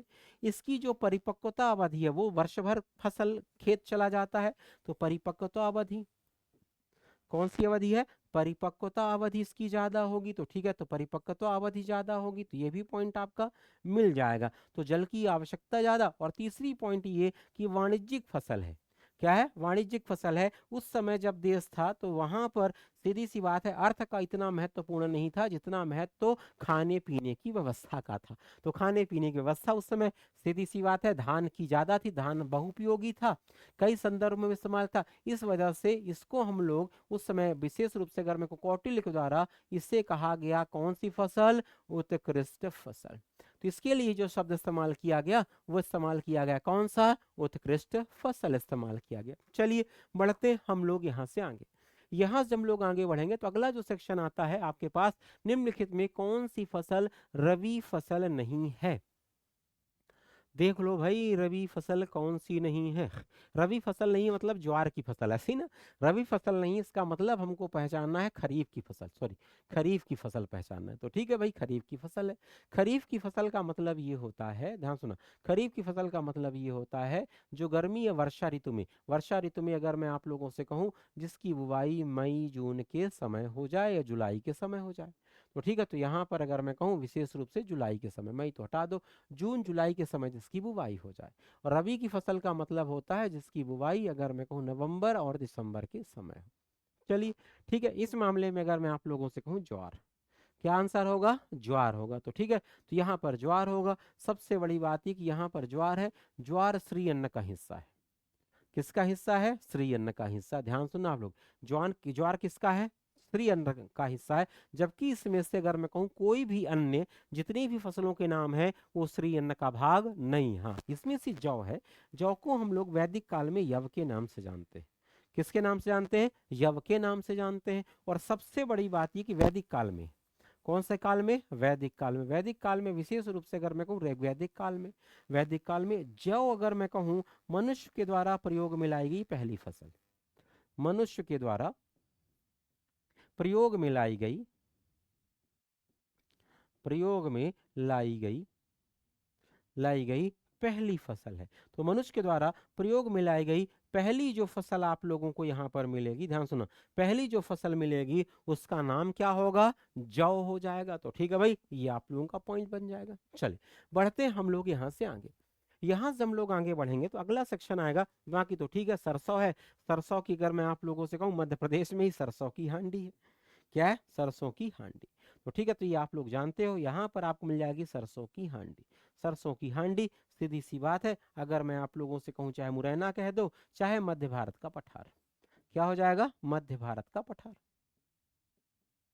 ये कहलाएगा मध्य भारत का पठार। तो यहाँ पर आपको मिल जाएगा ये आपका सेक्शन। बढ़िए, आगे बढ़ते हैं। लिखा है मसालों का बगीचा। सीधी सी बात है, अभी कुछ देर पहले हम लोगों ने बात की थी मसालों का बगीचा। मुझे तो ऐसा लगता है कि मसालों का बगीचा हो जाएगा केरल। क्या है? केरल। केरल हो जाएगा। और अगर मैं आप लोगों से कहूँ, एक आप लोग और ध्यान सुना, यवनप्री किसे कहा जाता है? क्या है? यवनप्री। यवनप्री, यहीं पर एक नाम ध्यान रखना, गोल मिर्च को। क्या है? गोल मिर्च। कहीं कहीं पर काली मिर्च भी लिखा रहता है। तो ठीक है, तो यहीं पर आपको मिल जाएगा काली मिर्च, मसालों का उत्पादन होगा। चलिए,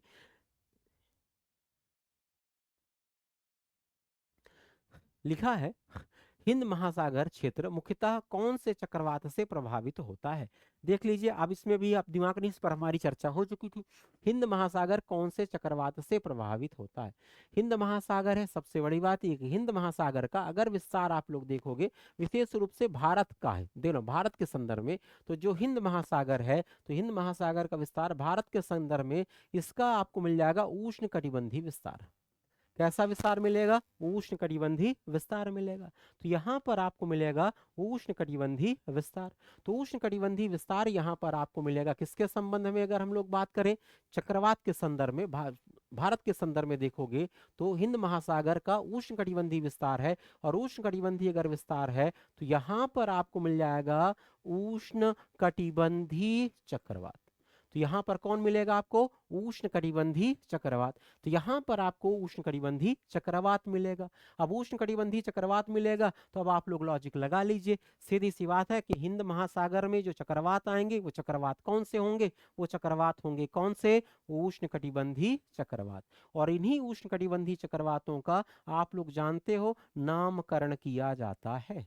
क्या किया जाता है? नामकरण किया जाता है। ये बात आप लोग ध्यान में रखना आप लोग। जबकि शीतोष्ण कटिबंधीय जो चक्रवात होते हैं, इन चक्रवातों का नामकरण नहीं किया जाता। क्या है? नामकरण नहीं किया जाता। तो ठीक है, तो ये बात आप लोग ध्यान में रखना।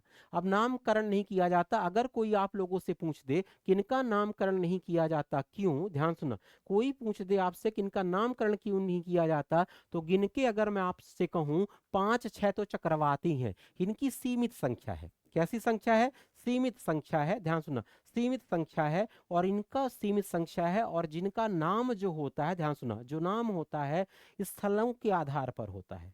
किसके आधार पर? स्थलों के आधार पर, या फिर इसका नामकरण जलीय संरचनाओं के आधार पर होता है। और गिन के अगर मैं कहूँ 4-5 स्थल है, 4-5 स्थल और जल है, उसी के आधार पर नामकरण कर दिया जाता है। इस वजह से शीतोष्ण कटिबंधीय चक्रवातों के नामकरण की आवश्यकता नहीं पड़ती। चलिए बढ़ते हैं आगे। अगला जो पॉइंट आता है इसमें लिखा है निम्नलिखित में से नवीकरणीय ऊर्जा स्रोत का उदाहरण है।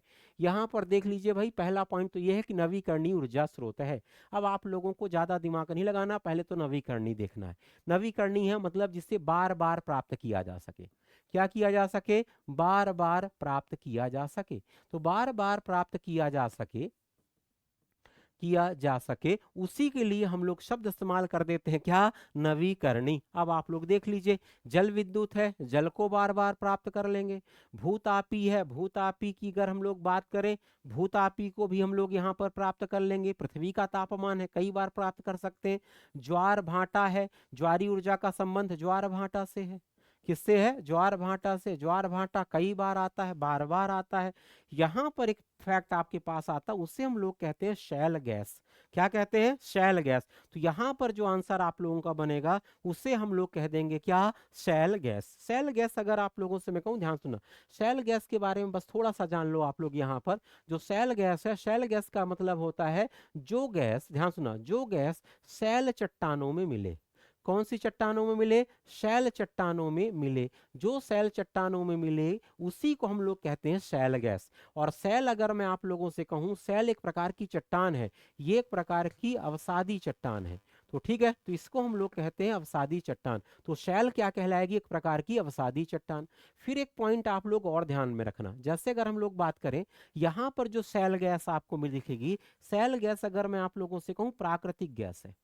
कैसी गैस है? प्राकृतिक गैस है। ध्यान सुना, शैल गैस एक प्रकार की प्राकृतिक गैस है, और जिसका मेन कंपोनेंट या फिर जिसका मेन जो अवयव होता है, ध्यान सुना, इसका जो मेन अवयव होता है, इसका जो मेन अवयव होता है या कंपोनेंट होता है, इसका जो मेन अवयव होता है वो होता है मीथेन।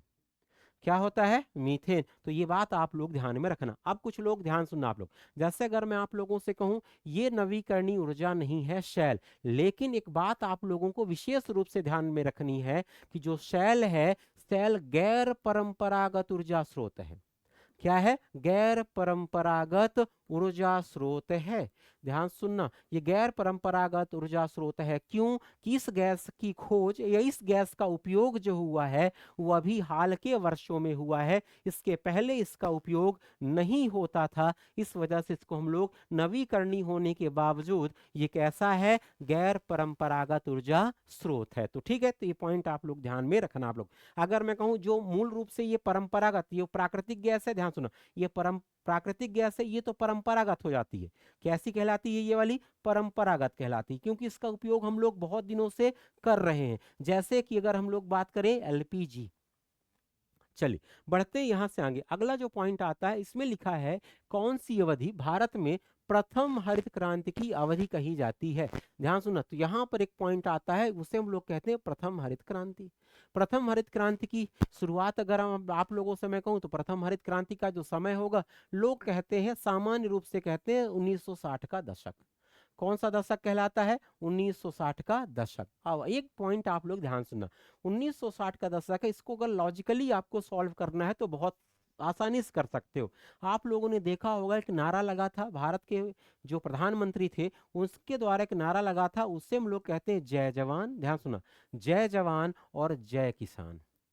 कौन सा नारा लगा था? जय जवान और जय किसान। तो जय जवान और जय किसान नारा लगा था, और ये लाल बहादुर शास्त्री भारत के प्रधानमंत्री थे, उनका नारा था। जय जवान का नारा इसलिए लगा था, ध्यान सुना, इस समय युद्ध लड़ने पड़े थे भारत को, युद्ध लड़ने पड़े थे भारत को, तो भारत ने युद्ध लड़ा था 1962 का, और 1962 के साथ साथ एक युद्ध लड़ा था 1965 का। और अगर मैं कहूं, और इसी युद्ध के परिणाम स्वरूप, ध्यान सुना, भारत में खाद्यान्न की कमी हुई, और उस खाद्यान्न को बढ़ावा देने के लिए भारत के प्रधानमंत्री ने एक नारा लगाया, वो लगाया जय किसान। अब अगर आप लोग इसी के हिसाब से यहाँ पर लाल बहादुर शास्त्री के हिसाब से अगर लॉजिक लगाओ, क्या है, लाल बहादुर शास्त्री के हिसाब से लॉजिक लगाओ तो इनका जो प्रधानमंत्री का कार्यकाल था वो लगभग अगर मैं कहूँ 1966 के आसपास रहा होगा। 1966 के आसपास अगर रहा होगा तो अब आप लोग ध्यान से सुनना, आप लोग 1966 के आसपास रहा होगा तो ये नारा भी आया होगा 1966 के आसपास। अब विकल्प में आप लोग देख लीजिए, कहीं पर विकल्प में क्या 1966-67 है, उसी के आधार पर आप लोग उत्तर बता सकते हो। तो ये आंसर इसका हो जाएगा क्या, बी, 20 का उत्तर होगा। और ये जो समय होगा वो कहलाएगा 1966 से लेकर 1969 के बीच का। ये आप लोग देख लीजिए, सीधी सी बात है, रटने की जरूरत नहीं है, लॉजिक आप लोगों को सेट करना पड़ेगा, लॉजिक के हिसाब से आप लोग उत्तर आसानी से दे सकते हो। तो ये एक प्रथम हरित क्रांति है। यहीं पर अगर मैं कहूँ प्रथम हरित क्रांति के जनक के बारे में हम लोग देख लेते हैं। जनक अगर मैं कहूँ भारत के संदर्भ में, किसके संदर्भ में, भारत के संदर्भ में, तो उनका नाम होगा एम एस स्वामीनाथन। क्या होगा, एम एस स्वामीनाथन। तो ठीक है, तो यहां पर अगर हम लोग बात करें तो इनका जो नाम होगा एम एस स्वामीनाथन। और अगर आप लोगों से मैं विश्व के संदर्भ में जनक देख लूं, किसके संदर्भ में, विश्व के संदर्भ में अगर हम लोग जनक देख लें तो यहां पर आप लोगों को मिल जाएंगे, उनका नाम होगा नॉर्मन बोरलॉग। तो ठीक है, यहां पर आपको मिल जाएंगे नॉर्मन बोरलॉग। तो नॉर्मन बोरलॉग आप लोगों को यहां पर मिल जाएंगे। ये आपका 39 भी हो गया पूरा। चलिए, अगला जो पॉइंट आता है यहां पर लिखा है गेवरा और कुसमुंडा खदान किस खनिज के उत्पादन के लिए प्रसिद्ध है। देखो अब इसमें फैक्ट ही फैक्ट है, मेरा इसमें कोई योगदान नहीं है, आप लोग आसानी से इसका आंसर बता दो। भाई गेवरा और कुसमुंडा खदान किसके लिए प्रसिद्ध है, जल्दी से थोड़ा सा सोच लो। मैं आपको बता सकता हूँ ये छत्तीसगढ़ का तो क्षेत्र है। किसका क्षेत्र है, छत्तीसगढ़ का क्षेत्र है। जल्दी से थोड़ा सा